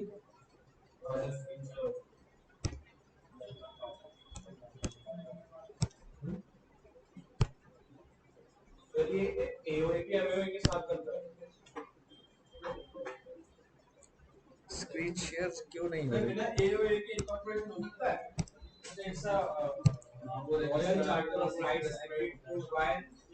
क्या चीज? इंडोर ऑपरेशन इनकॉर्पोरेशन हो सकता है क्योंकि इंटरनल है, लेकिन इसको तब भी ये एक इंपॉर्टेंट डॉक्यूमेंट है और उस वक्त रजिस्ट्रेशन आपका हो जाएगा, लेकिन तब भी आपको ये डॉक्यूमेंट सबमिट करना पड़ेगा। आपने पूछा इनकॉर्पोरेशन हो सकता है, उसका आंसर हाँ है, बट ये मैंडेटरी पार्ट है, आपको बाद में इसको तब भी देना ही पड़ेगा। कैसे स्क्रीन शेयर कैसे होगा? आई नहीं रहा कुछ ऑप्शन।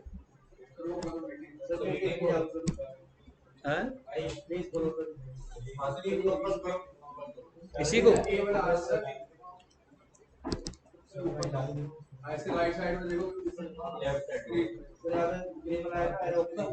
कहाँ?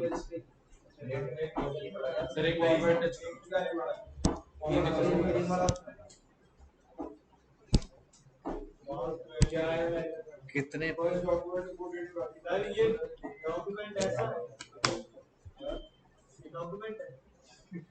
क्या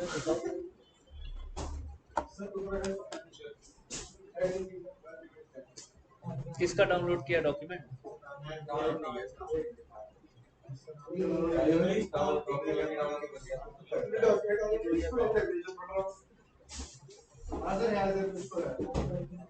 पहला डॉक्यूमेंट जिसमें रूल्स एंड रेगुलेशन लिखे थे, नॉट फाइनल। अरे तुम कहाँ पहुंच गए यार?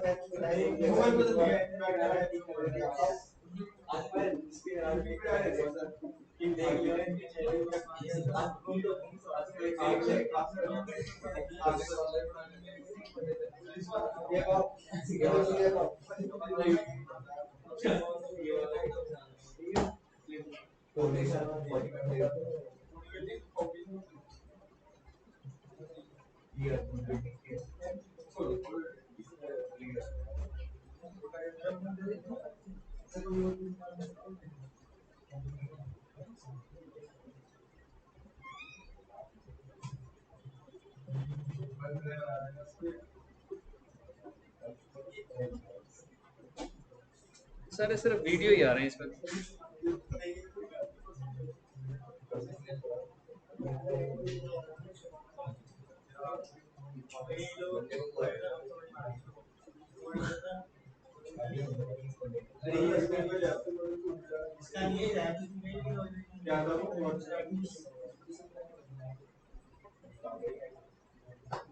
ये लो रखो।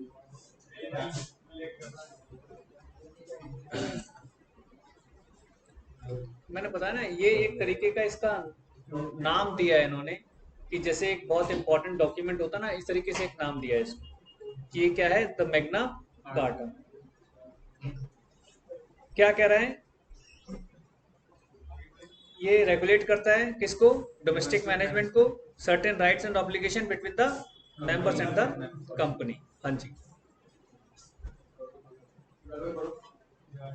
The articles of association are in fact the bylaws of the company, according to which director and other officers are required to perform their functions. ये क्या है, बायलॉस। देखो कितना अच्छा पॉइंट दिया है कि ये बायलॉस हैं कंपनी के, और इसके लिए क्या करते हैं, डायरेक्टर्स एंड अदर ऑफिसर्स, जो डायरेक्टर्स हैं और अदर ऑफिसर्स हैं वो क्या करते हैं, उनको सारे फंक्शंस इसी के अकॉर्डिंग परफॉर्म करने हैं, इस बायलॉ के अकॉर्डिंग। उनकी एक एक एक्टिविटी इसके अंदर मेंशन है। जैसे होता है ना कि आपके घरों में एक अपने अपने लॉ है कि भाई, कई घरों के अपने लॉ होते हैं कि सुबह इतने बजे उठना ही उठना है, अगर कोई एक्सेप्शन केस नहीं है तो सब उतने बजे सुबह उठ जाएंगे, ब्रेकफास्ट इतने बजे हो जाएगा, इतने बजे लंच हो जाएगा, वो सबकी अपनी गाइडलाइंस फिक्स्ड है इंटरनल। ये जरूरी नहीं है कि जो आपका ये मैटर आपके ऊपर एप्लीकेबल हो वो दूसरी फैमिलीज पर भी एप्लीकेबल हो, ऐसा कोई जरूरी नहीं है, लेकिन वो आपके घर के बायलॉज है। इसी तरह से ये अपनी कंपनी के इंटरनल बायलॉज हैं, डायरेक्टर्स को उनके अकॉर्डिंग फंक्शन करना है, पूरी मैनेजमेंट उसके अकॉर्डिंग चलती है। हाँ जी। As regards the management of the company, its accounts and operations. हर चीज आ गई, मतलब आप कंपनी के बारे में सोच लो तो हर चीज आ गई, management, decision making, accounts, audit, सब कुछ बायलॉज के अंदर आ जाएगा। It is important therefore that the auditors should study them, and while doing so, he should note the provisions therein in respect of revenue. अब आपके लिए बताना चाह रहा है कि अगर ऑडिटर्स को लेकर कुछ, मान लीजिए वहां पर कुछ स्पेशल टर्म्स एंड कंडीशंस हो, तो auditor must know about it. Auditor को वो सब चीजें पढ़ लेनी चाहिए। जैसे अब आप ऑडिट पर जाएंगे तो आप उनसे पूछ सकते हैं कि हाँ भाई दिखाओ आपके आर्टिकल्स में क्या लिखा है मेरे लिए, तो आपने पढ़ा, फिर आप उसके अकॉर्डिंग चलेंगे। हाँ जी। जैसे हमने उसके पढ़े थे कंटेंट्स मेमोरेंडम के, ऐसे ही इसके भी अपने कुछ कंटेंट्स हैं, छोटे छोटे 8 कंटेंट्स दे रखे हैं। Contents and model of articles of association. Model मतलब एक फॉर्मेट, कंटेंट्स क्या क्या है वो उसमें बता रहा है। लेज डाउन द फॉलोइंग, पहला क्या है, ये रेगुलेशन है। ऊपर हमने पढ़ा था रेगुलेशन क्या था, ये किसके लिए होता है, ये for management of the company. Second, under the rule, कौन कौन से मैटर आप इंक्लूड कर सकते हो जो अंडर द रूल्स आ रहे हैं, अगेंस्ट रूल तो आप जा ही नहीं सकते, ये चीज कह रहा है। थर्ड, इंट्रेंचमेंट। इंट्रेंचमेंट मतलब क्या है, इसका मीनिंग क्या आ रहा है, प्रोटेक्टिंग समथिंग। ये प्रोटेक्ट कर रहा है, ये आर्टिकल्स क्या कर रहे हैं, प्रोटेक्ट कर रहे हैं किसको, कंपनी को, डायरेक्टर्स को, जो भी इसके साथ इन्वॉल्व है उनको, क्योंकि अगर आप रूल्स फॉलो करेंगे तो आप प्रोटेक्ट रहेंगे ना। लिखा हुआ इसके आगे बेटा, मीन्स टू प्रोटेक्ट समथिंग। हाँ जी। नेक्स्ट, अब वो मैनर क्या है, अगर मुझे कुछ क्या करना है, मुझे इंक्लूजन करना है तो क्या मैनर होगा, either on formation of the company, या तो मैं जिस वक्त कंपनी की फॉर्मेशन कर रहा था उसी वक्त इंक्लूड कर दूं, और बाय एन अमेंडमेंट। अब मान लीजिए कंपनी स्टार्ट हो चुकी, अब मुझे लग रहा है कि कुछ और ऐड करूं, तो मैं क्या करूंगा, amendment. Amendment in the articles agreed by all the members. अब उसके लिए मुझे क्या चाहिए, सारे मेंबर्स का एग्रीमेंट चाहिए, रेजोल्यूशन पास करना पड़ेगा।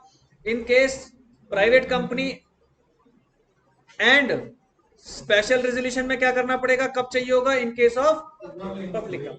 अगर आप प्राइवेट कंपनी है तो एक सिंपल सा रेजोल्यूशन पास कर दो, कोई स्पेशल की जरूरत नहीं। लेकिन अगर आप पब्लिक कंपनी है तो you need to pass special resolution. ये ध्यान रखना, दोनों में डिफरेंस है। हाँ जी, अब आपने अमेंडमेंट किया है तो ये किसको बताओगे, रजिस्ट्रार। जैसे अभी इन्होंने पूछा, इनकॉर्पोरेशन हो जाएगा लेकिन उसके बाद भी मैंडेटरी है, रजिस्ट्रार आपको बाय द टाइम वो रोक नॉक करता रहेगा, आर्टिकल्स आर्टिकल्स आर्टिकल्स। उसकी भी अपनी टाइम लिमिटेशन जहाँ खत्म हो जाएगी वहाँ पेनल्टी स्टार्ट।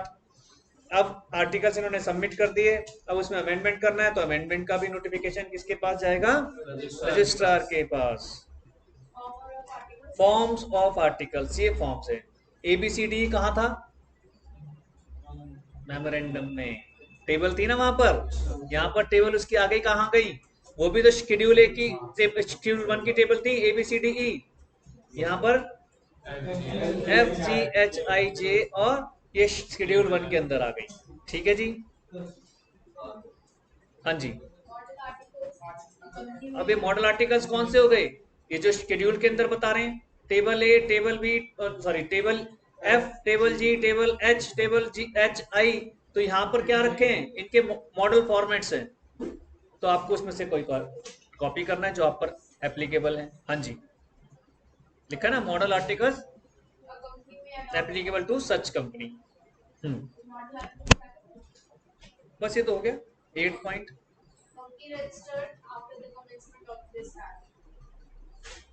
अब इसके बारे में क्या कह रहा है, after the commencement of this act, अगर जो कंपनी रजिस्टर्ड हुई है हमारी, उनके लिए क्या कह रहा है,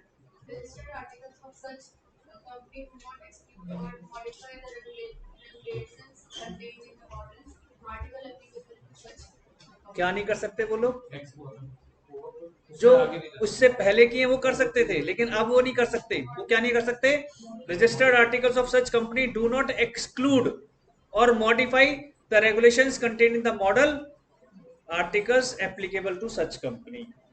ठीक है जी, ये तो एक हमारा सिंपल था। की डिफरेंस पर आ जाओ जी, 4 डिफरेंसेस हैं, ध्यान से समझना। आपको एओए और एमओए क्लियर हो जाएगा, बहुत इजीली क्लियर हो जाएगा। हाँ जी, Key differences between MOA and AOA. Objective. Memorandum of Association defines the delimits the objectives of the company. उसने क्या कर दिया, आप इससे ऊपर नहीं जा सकते, ये लिमिट्स हो गई। डिलिमिट कर दिया, डिलिमिट बोल रहे हैं, ये ऊपर नहीं जा सकते, इन नेगेटिव सेंस में बता रहा है कि आप इससे ऊपर नहीं जा सकते। आगे, जबकि आर्टिकल्स में क्या है, Articles of Association lay down the rules and regulations for the internal management of the company. Articles determine how the objectives of the company are to be achieved. Internal है, ऑब्जेक्टिव डिफाइन कर दिए memorandum ने, उनको कैसे achieve करना है ये कौन डिफाइन करेगा, articles. Relationship. Memorandum defines the relationship of the company with the outside world. Memorandum क्या कर रहा है, आउटसाइड वर्ल्ड, मैं बोल रहा हूँ ना आउटसाइड वर्ल्ड, कंपनी के बाहर सबसे कैसे रिलेशन बनाने, कैसे मेंटेन करना, वो बता रहा है। आगे, Article defines the relationship between the company and its members. Company और मेंबर्स के बीच में ही, अंदर ही अंदर। Alteration. Memorandum can be altered only under certain circumstances and in the manner provided for in the Act. जो एक्ट में mention है उसी के अकॉर्डिंग आप मॉडिफिकेशन कर सकते हो। In most cases, permission of regional director or the tribunal is required, most cases में इनकी जरूरत, इनकी परमिशन। रीजनल डायरेक्टर जो उस वक्त आपका जो वहां पर उस पूरे रीजन का होगा, जो रजिस्ट्रार होते हैं ना वहां पर, उनके regional director. The articles can be altered simply by passing a special resolution. Articles को अगर करना है तो उसके लिए क्या चाहिए, अभी पीछे पढ़ा था ना, प्राइवेट के लिए सिंपल रेजोल्यूशन और पब्लिक के लिए क्या था हमने, स्पेशल रेजोल्यूशन। ये बेसिकली पब्लिक कंपनी की बात हो रही है यहाँ पर, इसलिए वो कह रहा है। Ultra vires. Acts done by the company beyond the scope of the memorandum are ultra vires and void. Ultra vires होती है, वॉइड होती है, कहानी खत्म, क्वेश्चन नल एंड वॉइड हो जाता है फिर वहां पर। These cannot be ratified even by the unanimous consent, consent of all unanimous the consent ऐसा नहीं कि भाई आप जबरदस्ती सारे मिलकर एक हो जाएं, आप गलत काम को भी रेटिफाई नहीं कर सकते। The acts ultra vires the articles can अगर be ratified आर्टिकल्स के अल्ट्रा वायरस हो रही है, जिसको हम लोग इंट्रा वायरस भी बोल देते हैं, by a special resolution of the shareholders provided they are not beyond the provisions of the सब memorandum. मेमोरेंडम। मेमोरेंडम डिफाइन कर दे, आर्टिकल्स का बियॉन्ड हो रहा है तो वो स्पेशल रेजोल्यूशन के थ्रू मॉडिफाई किए जा सकते हैं, रेटिफाई किए जा सकते हैं। ठीक है जी। डॉक्ट्रिन ऑफ कंस्ट्रक्टिव नोटिस, ये यहाँ से हमारा मेन स्टार्ट हो रहा है। एक्चुअली ये चैप्टर जिस पर बेस्ड है, तीन चीजें हैं इसमें, doctrine of constructive notice, doctrine of indoor management और एक उसके एक्सेप्शंस, बस तीन चीजें पढ़नी है। Doctrine of construction notice section 399 provides that any person can inspect by electronic means any document kept by the registrar. ये कह रहा है कि कंस्ट्रक्टिव नोटिस का मतलब क्या हुआ कि जिसमें कंपनी को प्रोटेक्शन मिल रही है। कंपनी को प्रोटेक्शन क्या दे रहा है? Doctrine of constructive notice. क्या कह रहा है 399 कि भैया आप सारे इलेक्ट्रॉनिकली मीन्स से जो डॉक्यूमेंट्स है सब पढ़ कर आओ, आपके पढ़े हुए होने चाहिए। तो ये कह रहा है प्रोवाइड दैट एनी पर्सन, ये डॉक्ट्रिन ऑफ कंस्ट्रक्टिव नोटिस क्या प्रोवाइड कर रहा है? That any person can inspect bye electronic means, कोई भी पर्सन चाहे तो इंस्पेक्ट कर सकता है। अभी सौरभ ये पूछ रहा था ना, any document kept by the register.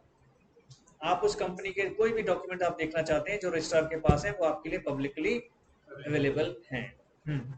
और make a record of the same, या फिर आप उसका एक रिकॉर्ड रखेंगे। ये कंस्ट्रक्टिव नोटिस कह रहा है, या तो पढ़ कर आओ या रिकॉर्ड रखो, आपके लिए कह रहा है ये। or get a copy or extract of any document including certificate of incorporation of any company. और गेट अ कॉपी और extracts of any document. Extracts का मतलब क्या होता है? निकाल के किसी भी तरीके से लाना, किसी फॉर्म में फोटो खींच ली, एक्सट्रैक्ट्स, स्कैन करा लिया। एक्सट्रैक्ट एक होता है फोटो कॉपी, एक्सट्रैक्ट मतलब है किसी भी फॉर्म में इसका एक दूसरा वर्जन ले आना, है ना। जैसे extraction of juice from the, कोई भी आप कुछ फ्रूट कह सकते हो, वो एक्सट्रैक्शन हो गया, फ्रूट ले रहे हो लेकिन दूसरे फॉर्म में। the MOA of AOA when registered with ROC.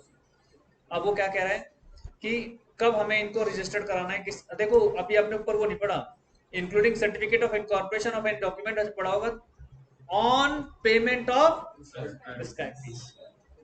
आप जाएंगे, या तो आरओसी की वेबसाइट है या कुछ एमसीए की वेबसाइट है, वहां पर आप जाइए, आप कहेंगे जी मुझे टाटा मोटर्स की डिटेल चाहिए, तो आपसे कहेंगे डिपॉजिट एक नॉमिनल सी फीस है, और एक फॉर द टाइमिंग आपके पास उसका एक्सेस आ जाएगा। एक्सेस मतलब आप उसमें कुछ मॉडिफाई नहीं कर सकते, प्रिंट्स ले सकते हो, कुछ इस तरीके का है, प्रिंट ले सकते हो। एक्सट्रैक्ट मतलब स्क्रीन की फोटो खींच लो, बाकी आप कुछ नहीं कर सकते, मॉडिफिकेशन आपके उसमें हाथ में नहीं होता। कब हमें आरओसी को देने हैं ये दोनों डॉक्यूमेंट्स? पहला, Become public documents ये पब्लिक डॉक्यूमेंट्स बन जाएंगे जैसे आरओसी के पास है, तो आगे available for inspection to any person on the payment of nominal fee. Registrar मना ही नहीं करेगा, आपको फीस पे करनी है, रजिस्ट्रार कहेगा लो जी पढ़ो बैठो आराम से देखो। It is the duty of every person dealing with the company to inspect its document and ये अब आपकी ड्यूटी है जी, आप मेरे साथ एग्रीमेंट करने आ रहे हो, कॉन्ट्रैक्ट करने आ रहे हो, पढ़ कर आए हो, ये मैं मानकर चल रहा हूँ, this is your duty. make sure that this contract is in conformity with the provisions. और आपको प्रोविजन सारे पता है। Whether a person reads them or not, it will presume that he knows the content of the documents. और यही है, इसी को क्या बोलते हैं, पढ़ो last line. This kind of presume slash implied notice is called constructive notice. आप पढ़कर आए हो, ये प्रिजम्पशन ही क्या कहलाता है? Constructive notice. ठीक है, समझ गए बात को? हाँ जी बेटा, पीछे doctrine of indoor management, second most important part आ रहा है इसका, ये समझ में आ गया? पिछला वाला पार्ट समझ में आ गया? Constructive notice clear? Doctrine of indoor management, हाँ जी बेटा। Indoor management. The doctrine of indoor management is the exception to the doctrine of constructive अब notice. कंस्ट्रक्टिव नोटिस का एक्सेप्शन है क्या? Indoor manage, doctrine of indoor management. पहले का exception दूसरा है, अभी दूसरे का एक्सेप्शन तीसरा भी पढ़ाया जाएगा, 1 2 3, इसीलिए कह रहा हूं ये तीन मोस्ट इंपॉर्टेंट है। कंस्ट्रक्टिव नोटिस पढ़ लिया आपने, उसका एक्सेप्शन पढ़ रहे हैं आप, क्या? Doctrine of indoor management. पहला बेटा, The doctrine of indoor management is the exception to the doctrine of constructive notice. ठीक। Second, The aforesaid doctrine of constructive notice does in no sense mean that outsiders and are deemed to have notice of the internal affair of the company. इसमें बात आ रही है internal affairs of the company. वो कह रहा है ना, जब एक्सेप्शन की बात कर रहे हैं तो हम क्या मानकर चल रहे हैं कि जरूरी नहीं है कि मेरे पास सारी इंफॉर्मेशन हो आपके इंटरनल अफेयर्स की। ये एक्सेप्शन है कि नो, कंस्ट्रक्टिव नोटिस की सारी इंफॉर्मेशन मेरे पास हो ये जरूरी नहीं है। आगे, For instance, if an act is authorized by the articles or memorandum, act मतलब यहाँ पर कोई activity. an outsider is entitled to assume that all the details, formalities for doing that act have been observed. Observe, ये मानकर चल रहे हैं कि जो भी फॉर्मेलिटीज हैं, detailed formalities have been observe. आगे, This can be explained with the help of a landmark case, the Royal British Bank vs. Turkun. This is the doctrine of endorsement, popularly known as Turquand rule. Turquand rule के नाम से popular है ये क्या है? Exception किसका? Constructive notice का। ध्यान से आपको इसे समझना है। थर्ड पॉइंट में और फोर्थ पॉइंट में यही चीज बता रहे हैं। फर्स्ट पॉइंट और सेकंड पॉइंट उसने बता ही दिया आपको। अब हमें ये केस पढ़ना है, Royal British Bank versus Turquand. Royal British Bank versus Turquand. तेरे पास बहुत इंपॉर्टेंट मैटर आया है, लैंडमार्क जजमेंट आई है, ध्यान से पढ़नी है। एक से चश्मा लगा हुआ ना एक देते। तूने चश्मा बनवाया भी है कि नहीं? लगाया कर बेटा, और वीक हो जाएगी, और वीक हो जाएगी नहीं तो। तर्कवैन तो तुर्कंत पढ़ दे, अभी तुर्कंत पढ़ दे। बात अभी नॉलेज से है, प्रोनाउंसिएशन बाद में देख लिया। अरे टी पढ़ दे यार।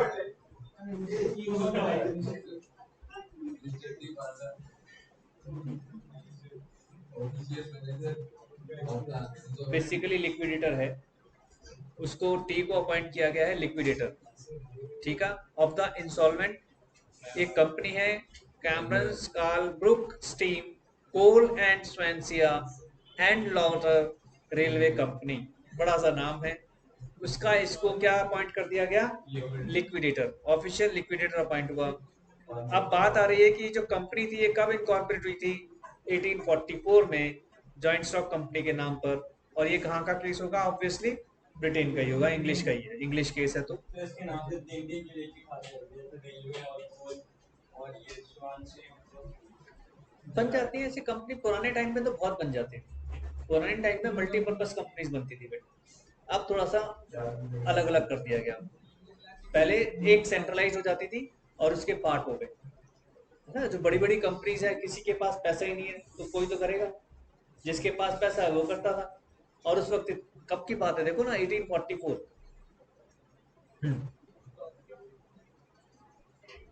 पढ़ो पढ़ो, स्टार्टिंग से नहीं नहीं, it was incorporated under the Joint Stock Companies Act 1844. The company had given a bond of 2000 pounds to the Royal British Bank. Royal British bank से क्या हुआ? 2000 पाउंड्स का लोन लिया और बॉन्ड साइन करके उसको हमने दे दिया। रॉयल ब्रिटिश बैंक ने क्या किया? आपको लोन दिया। किसको दिया? कंपनी को। ये मैटर एक्चुअली किसके बीच चल रहा है? बैंक के और तुर्कंत के बीच में। तुर्कंत कौन है? Official liquidator. इसका मतलब क्या है? कंपनी इस वक्त वाइंड अप के स्टाइल की एज पर है। कंपनी इस वक्त किसकी एज पर है? वाइंड अप के एज पर। कंपनी के साथ केस नहीं चल रहा, तर्कवैन के साथ चल रहा है। क्या कह रहा है तर्कवैन? कि पता चला कि भाई बैंक ने 2000 पाउंड्स का लोन दिया था, किसको? कंपनी को। और कंपनी ने इन रिवर्स क्या साइन करके दिया थे? बॉन्ड्स। जैसे आप जानते होंगे सिक्योरिटी, सिक्योरिटी बॉन्ड्स इशू करते हैं ना, ठीक है। आगे, विच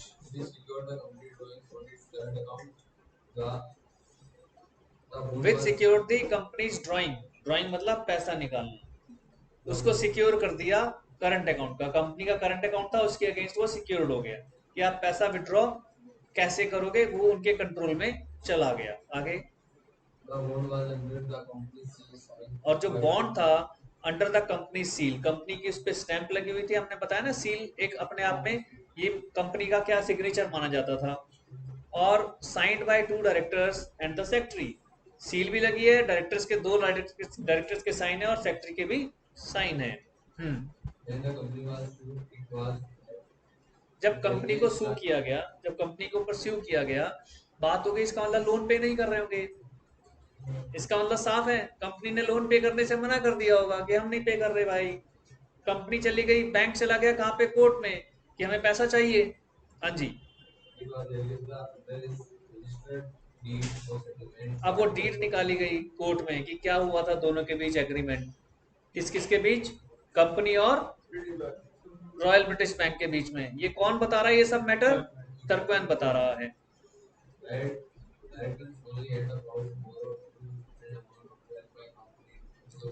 उन्होंने कहा कि ये सिर्फ कंपनी के रेजोल्यूशन के पास ही ऑथोराइज्ड हुआ है। आगे, अब रेजोल्यूशन तो पास हो गया, उसमें अमाउंट मेंशन नहीं थी।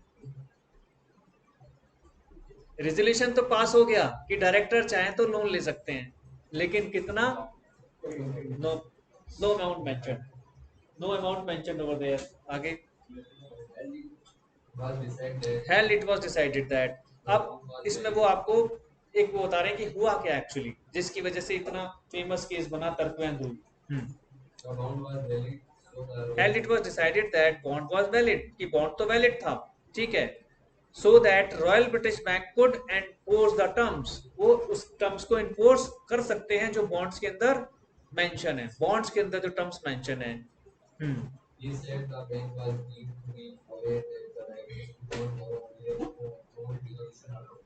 वो कह रहा है ये मानकर चला गया कि बैंक को पता था कि कितना लोन दिया जा सकता है, और रेजोल्यूशन के हिसाब से उनके पास पूरी इंफॉर्मेशन थी। आगे,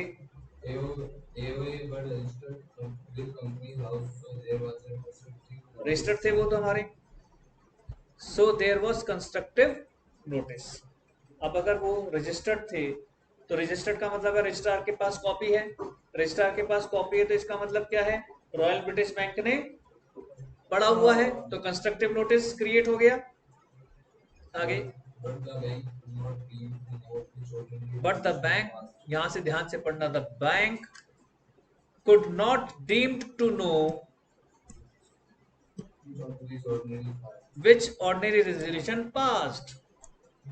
अब बैंक ये कैसे जाने कि कौन सा रेजोल्यूशन पास हुआ है, because these were not registrable. वो कह रहा है एओए तो रजिस्टर्ड होता है, लेकिन रेजोल्यूशन जो पास हुए हैं वो कहाँ रजिस्टर होते हैं, वो तो कंपनी का इंटरनल अफेयर है, रेजोल्यूशन पास हो गए। आगे, तो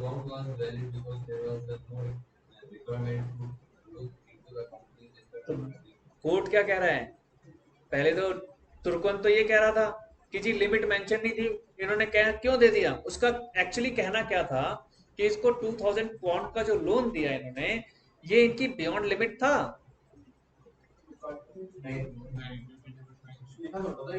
नहीं, डिफाइंड नहीं था, लेकिन तर्कवैन का स्टैंड ये था ना, तर्कवैन जो केस कर रहा है वो ये मानना चाह रहा है कि भाई मैं नहीं दे रहा 2000 पाउंड, मैं बैंक के 2000 पाउंड नहीं दे रहा, वो ये मानना चाह रहा है, वो ये कहना चाह रहा है। किस बेस पर,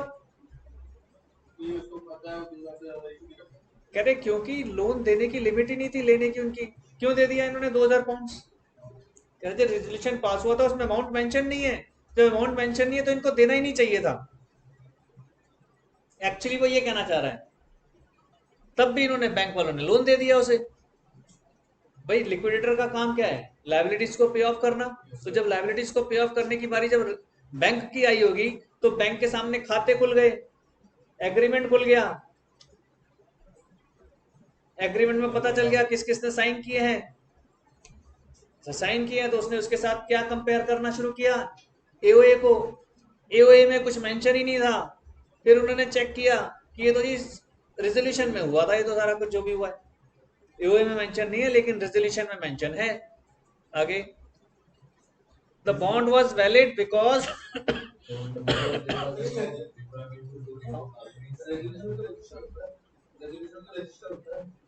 रेजोल्यूशन रजिस्टर्ड क्या, रेजोल्यूशन की कॉपी देनी होती है हमें, लेकिन वो जरूरी नहीं है।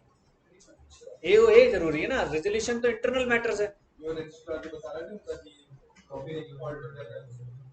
आप समझे नहीं, ये ऑल्टर नहीं हुआ, इसको ऑल्टर नहीं किया इन्होंने, ये इंटरनल मैटर्स है। भाई कंपनी लोन ले सकती है, ये एक मैटर था, लेकिन कितना अमाउंट ले सकती है ये मेंशन नहीं था। हाँ जी, the bond was valid because there was no requirements to look into companies internal workings। वो कह रहा है रेजोल्यूशन, सुन लो बात ध्यान से, रेजोल्यूशन को पास करना ये कंपनी की इंटरनल वर्किंग्स हैं। उस इंटरनल वर्किंग पर मैं देखूं ना देखूं इससे फर्क नहीं पड़ता। मैंने तो एओए पढ़ना है, एओए पढ़ लिया मैंने। आगे, this is the indoor management rule, the company's indoor affairs are the company's problem। वो कह रहा है मेरी प्रॉब्लम नहीं है, कोर्ट भी कह रहा है कि सही बात है, इंटरनल प्रॉब्लम्स कंपनी की इंटरनल प्रॉब्लम्स है। उसका मतलब आप उसमें रॉयल ब्रिटिश बैंक को जिम्मेदार नहीं ठहरा सकते, पैसे लौटाने पड़ेंगे। Got this point? क्या रूल था ये? तर्क में सिर्फ किस चीज पर अटका हुआ है? Internal affairs. हाँ जी, अब आपके पास आ गया। अब हमें इसका एक्सेप्शन समझना है, अब इसका भी एक्सेप्शन समझना है। समझ गए बात को? इंडोर मैनेजमेंट के एक्सेप्शन कि क्या मैटर्स हैं। यहां पर कौन फंस गया? कंपनी फंस गई। यहां पर कौन फंस गया? कंपनी फंस गई, कंपनी को पैसे देने पड़ेंगे, कंपनी के अगेंस्ट चला गया ना मैटर। तो कंस्ट्रक्टिव नोटिस का क्या हो गया? ये एक्सेप्शन हो गया, ये वाला जो अभी हमने पढ़ा था, जो कंस्ट्रक्टिव, हाँ, जो डॉक्ट्रिन ऑफ इंडोर मैनेजमेंट है वो कंस्ट्रक्टिव नोटिस का एक्सेप्शन है। और कंस्ट्रक्टिव नोटिस क्या था? कि आपको सब पता है, आपने सब पढ़कर आए। अब इसमें एक्सेप्शन में क्या हुआ डॉक्ट्रिन ऑफ इंडोर मैनेजमेंट में? कि सब पढ़कर आए हैं, उसके बावजूद भी जो इंटरनल अफेयर्स वाली बात है हमें जानने की जरूरत नहीं है।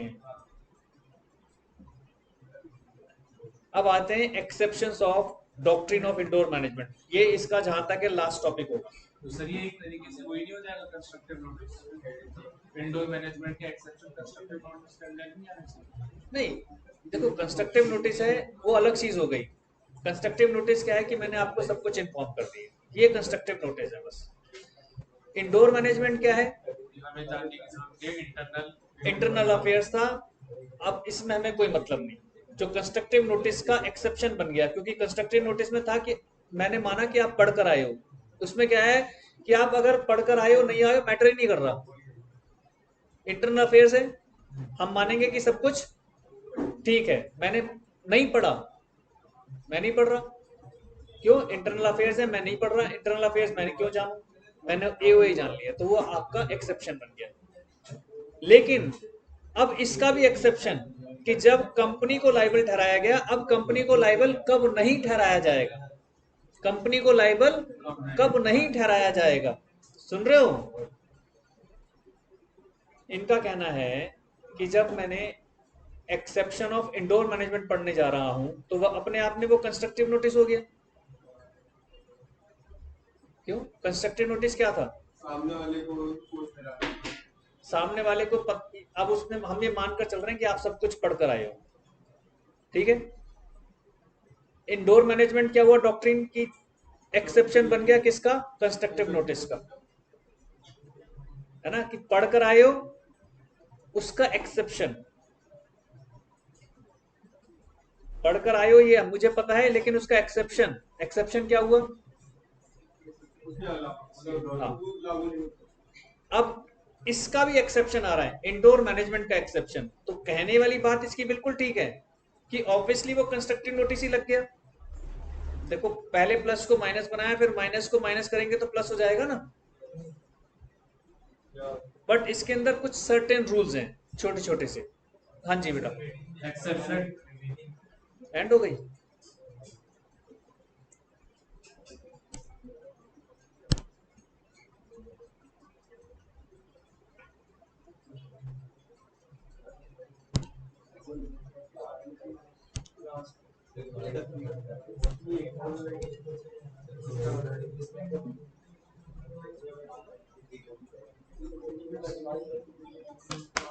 पढ़ो बेटा। exception exception to the doctrine of indoor management. It will notice that the aforementioned rule of indoor management is important to the person dealing with the company through its director or other person. They are entitled to assume that the act of the director or other officers of the company. सुन लो बेटे ध्यान से, one by one समझो। पहली line का meaning क्या है? It will be notice that aforementioned rule of indoor management is important to persons dealing with company। जो पर्सन कंपनी के साथ डील कर रहे हैं through it's directors or other person. अभी कुछ बोला नहीं है, लेकिन वो बता रहा है कि इंडोर मैनेजमेंट किसके लिए इंपॉर्टेंट है? जो लोग डील कर रहे हैं किसके साथ? कंपनी के साथ। किसके through? Directors or other person. They are entitled to assume that the acts of the director or other officers of the company are validly perform. ध्यान से सुन लो बेटे, पहले में तो क्या मानकर चल रहे हैं? क्या इंपॉर्टेंट है? कि हम जो डीलिंग कर रहे हैं, persons dealing with the company through directors and others. क्योंकि और कैसे डील करोगे? कंपनी की तो कोई फिजिकल बॉडी है नहीं। तो पहली पॉइंट आपको ये बता रहा है। दूसरी पॉइंट में क्या बता रहा है? हम क्या एज्यूम कर रहे हैं? सुन लो बेटे, assume that acts of the directors or other officers of the company are validly perform. मैं क्या मानकर चल रहा हूं? कि आप जो भी एक्ट कर रहे हो सारे वैलिडली कर रहे हो।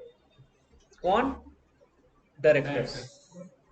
इंडोर मैनेजमेंट के अंदर, इंडोर मैनेजमेंट के अंदर वैलिडली परफॉर्म कर रहे हो और मुझे चेक करने की जरूरत नहीं है। ये मुझे चेक करने की जरूरत नहीं है। एओए मैंने पढ़ लिया, लेकिन उसके बावजूद भी ऐसे कई मैटर्स होते हैं जहां पर मैं आपको नोटिस नहीं करूंगा। मैं मानकर चल रहा हूं कि आप डायरेक्टर हैं, आपने सब कुछ ठीक किया है। If they are within the scope of their apparent authority. और वो किस में होने चाहिए? The apparent authority. With in the scope of apparent authority. जो अथॉरिटी उनको दी गई है उसी अथॉरिटी के अंदर वो काम अगर करते हैं तब। So long as an act is valid under the articles, अगर अपेरेंट अथॉरिटी में कर रहे हैं तो वैलिड हो गई। आगे, if done in a particular manner, an outsider dealing with the company is entitled to assume that it has been done in a manner required. कब है ये? हमने माना कि डायरेक्टर ने सारे काम अपनी अथॉरिटी के अंदर किए हैं, एज पर रूल्स किए हैं और एज पर जो मैनर डिफाइंड है उसके अकॉर्डिंग किए हैं। उसके बावजूद भी एक्सेप्शन कैसे बन रहा है? अब आ जाओ। The above mentioned doctrine of indoor management or Turquoise rule has limitation. Limitation, Turquand rule की लिमिटेशन आ गई जी। सुन लो भाई, टर्क्वेंथ रूल की लिमिटेशन। कब टर्क्वेंथ रूल नहीं लगेगा? टर्क्वेंथ रूल में क्या था? मुझे इंटरनल मैनेजमेंट के बारे में जानने की मुझे जरूरत नहीं है आपके इंटरनल अफेयर्स के बारे में जानने की। मैं नहीं जानता आप अंदर क्या करते रहते हो, आप लोग क्या खिचड़ी पका रहे हो। I don't need to be know. But यहां पर क्या कह रहे हैं? वहां तो तुर्कन रूल में आप बच गए। इसका मतलब अगर ये जो नीचे वाली सिचुएशंस हो रही हैं, यहां पर अब किसके फेवर में जाएगा ये? देखो क्या कह रहा है? Actual or constructive knowledge of irregularity. Irregularity, knowledge of irregularity. Knowledge of irregularity यानी जो पार्टी डायरेक्टर्स या अदर पर्सन के साथ एग्रीमेंट कर रही थी, कॉन्ट्रैक्ट एंटर कर रही थी, उसको पता था कि यहाँ पर ये चीज इर्रेगुलरली चल रही है, इर्रेगुलर है, उसको ये पता था। तो जरा पढ़ें। The rule does not protect any person when the person dealing with the company has noticed whether actual or constructive of the irregularity.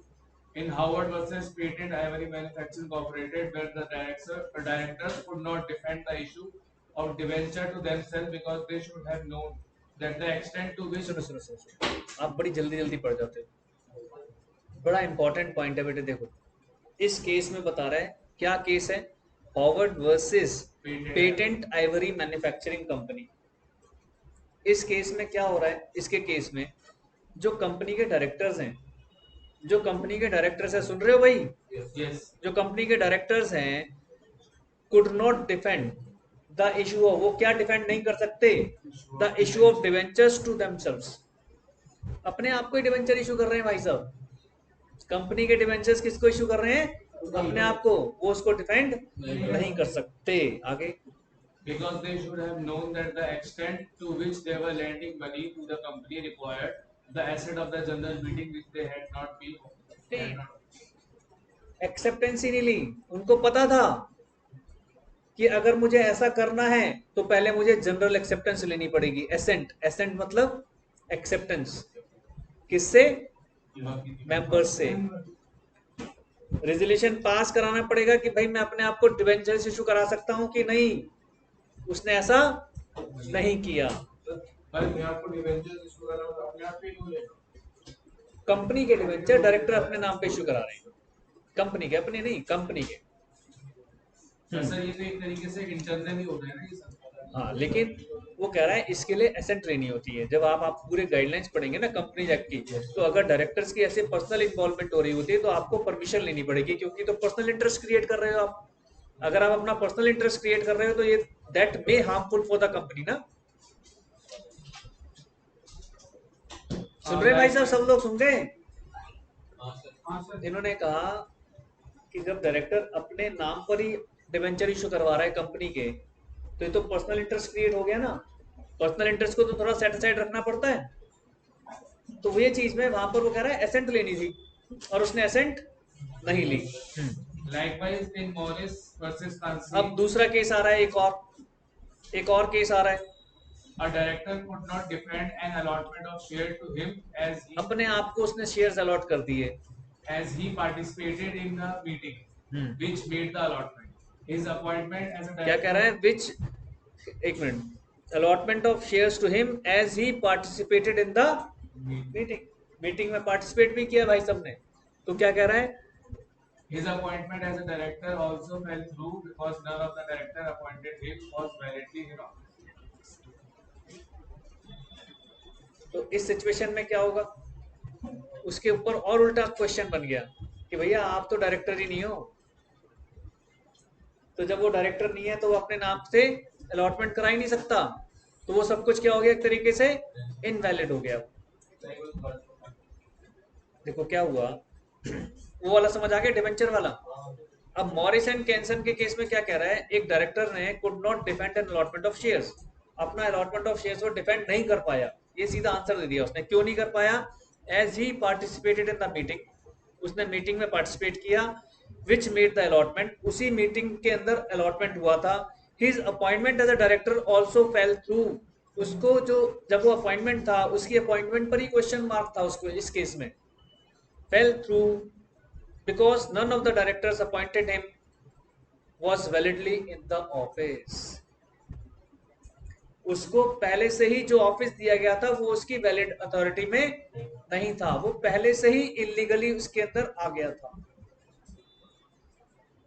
समझ गए बात को? तो कंपनी का मेंबर था, हाँ, तो फिर से राइट टू Director की meeting. देखो क्या होता है, जब मीटिंग्स वगैरह होती हैं तो इसके अंदर कई चीजें होती हैं, आपको एज अ डायरेक्टर अपने आप को प्रूफ करना पड़ता है कि मैं डायरेक्टर कैसे बन पाऊंगा, है ना। जैसे कुछ शेयर होल्डिंग्स होती हैं, कुछ होती है, हमने पढ़ा एजुकेशन, जब आप आओगे क्वालिफिकेशन ऑफ डायरेक्टर्स पर आओगे तो पता चला किसी वजह से वो क्वालिफाइड नहीं कर पाया, तो वो तो फेल थ्रू हो गया, बाहर आ गया वो, और अपने नाम पर उसने शेयर अलॉट करा लिए। तो जब उसको अथॉरिटी नहीं है तो क्या अपने नाम पर शेयर अलॉट करा सकता है? तो मिलेंगे ही नहीं उसे शेयर्स। कंपनी लायबल होगी क्या? नहीं। इस मैटर में यह है कि कंपनी लायबल नहीं है। ऊपर वाले मैटर में डिबेंचर्स के केस में भी कंपनी लायबल नहीं थी। Suspicion of irregularity. ये कहने का मतलब है कि ये इरेगुलरिटी थी और इसकी नॉलेज थी।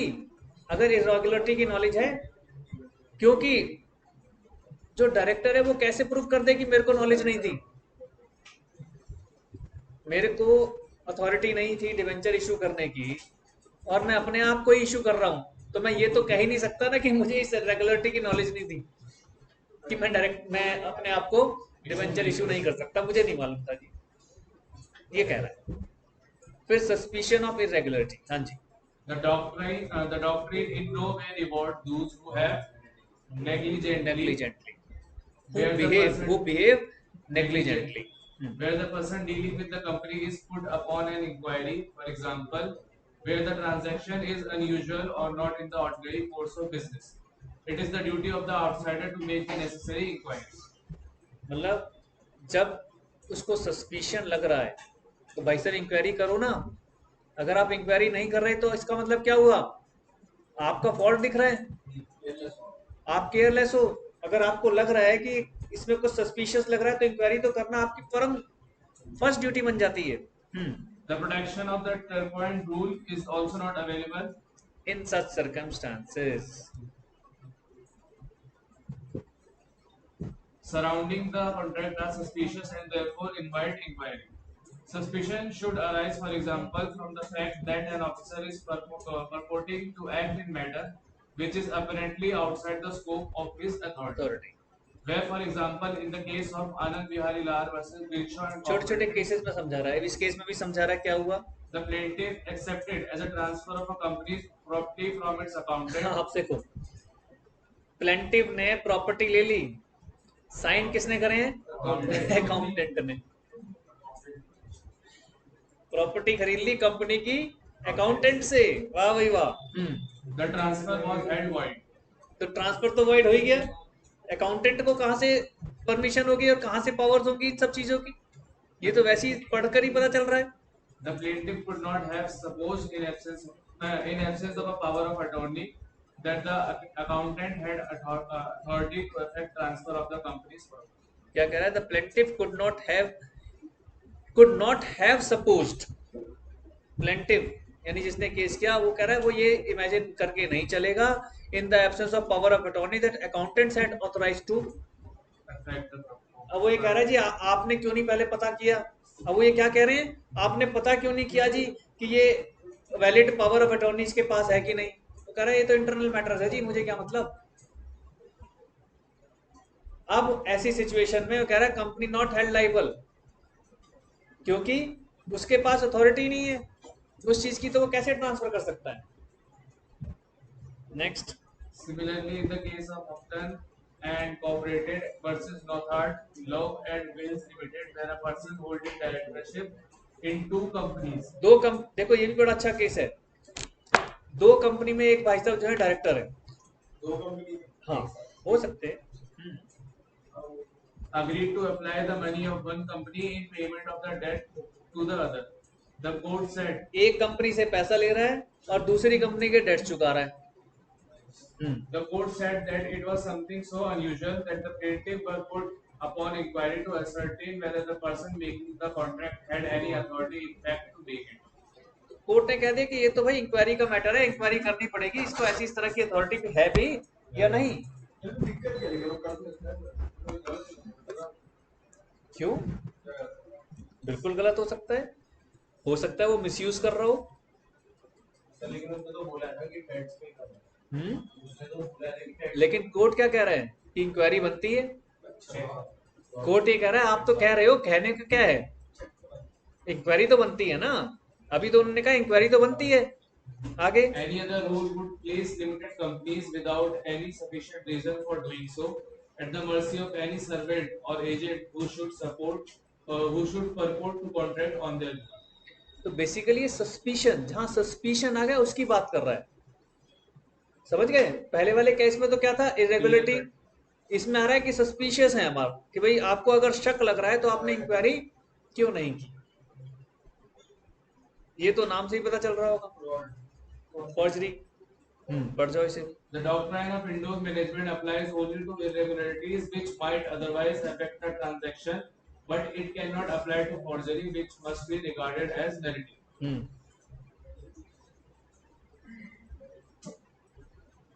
क्योंकि नल है, नल एंड वॉइड, कॉन्ट्रैक्ट न्यूल हो जाए, नल हो जाएगा बिल्कुल। Forgery may in circumstances exclude the Turpin rule. The only circumstances पर आ गया। देखो हर चीज एकदम हर जगह एप्लीकेबल नहीं होती। यहाँ पर वो क्या कह रहा है कि फॉर्जरी में आपको सर्कमस्टेंशियल होना पड़ेगा। the only clear illustration is found in the Rubin versus Great Finger Consolidated. In this case, the plaintiff was the transferee of a share certificate. In this case plaintiff, plaintiff कौन है? Reuben. हाँ, Reuben को क्या मिला है? share. Share certificate issued under the seal of defendants, यानी company की seal लगी है उस पर, शेयर सर्टिफिकेट मिला है इसे। आगे The company secretary who has affixed the seal of the company and forged the signature of the two director issued the certificate. अब भाई साहब ने क्या कहा? डायरेक्टर्स कहाँ है? कंट्री में नहीं है, मैं ही कर देता हूँ साइन ला। फॉर्जरी। आगे The plaintiff contended that whether the signature was genuine or forged as part of the internal management, and therefore the company should be stopped from denying genuineness. genuineness of the document. But it was held that the rule has never been extended to cover such a complete forgery. तो इसमें circumstantial थोड़ा सा वो कह रहा है हमें होना पड़ेगा। तो छोटा सा मैटर था ये तो आर्टिकल्स हमारा, लेकिन इसके अंदर जो मेन चीज आपकी तीन ही है, constructive notice, doctrine of indoor management and then exceptions.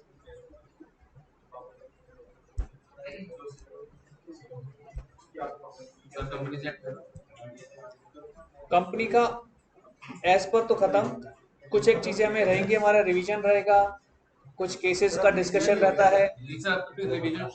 हाँ, बीसीआर स्टार्ट करेंगे। अब इसको बताऊंगा ना, एक पैटर्न रखेंगे कि रोज आपको एक एक चैप्टर का वो कर दिया जाएगा। इतना सही था, मैंने कहा था छोटा सा चैप्टर है। बता दूंगा आपको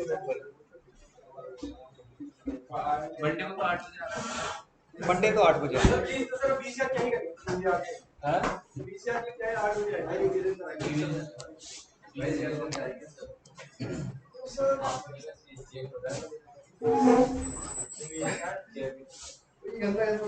इतना तो समझा दे, ज्यादा इफ एंड बट्स नहीं करते। सीए बनना है, सीए बनने के बाद नखरे करियो।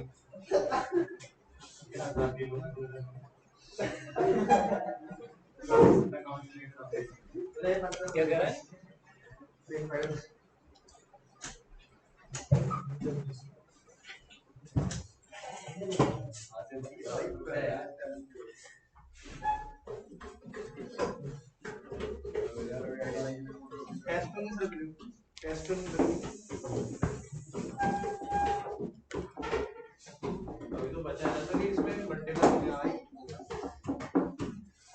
मंडे को क्या होगा?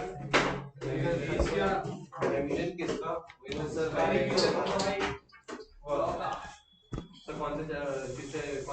पानी लेकर आना पड़ता है, 2-2 बॉटल। यहाँ पर कभी पानी कई बार मिलता नहीं है। सर कौन से एक्ट से स्टार्ट करें? सर इंडियन तो रिवीजन बता देंगे बता दूंगा भाई। लगातार संडे से पढ़ा रहा हूँ, लगातार संडे से पढ़ा रहा हूँ।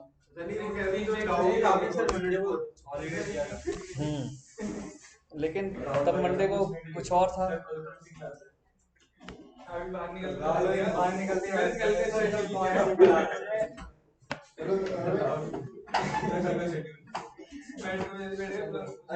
सर को बोलेगा सर पीडीएफ को भेज दो।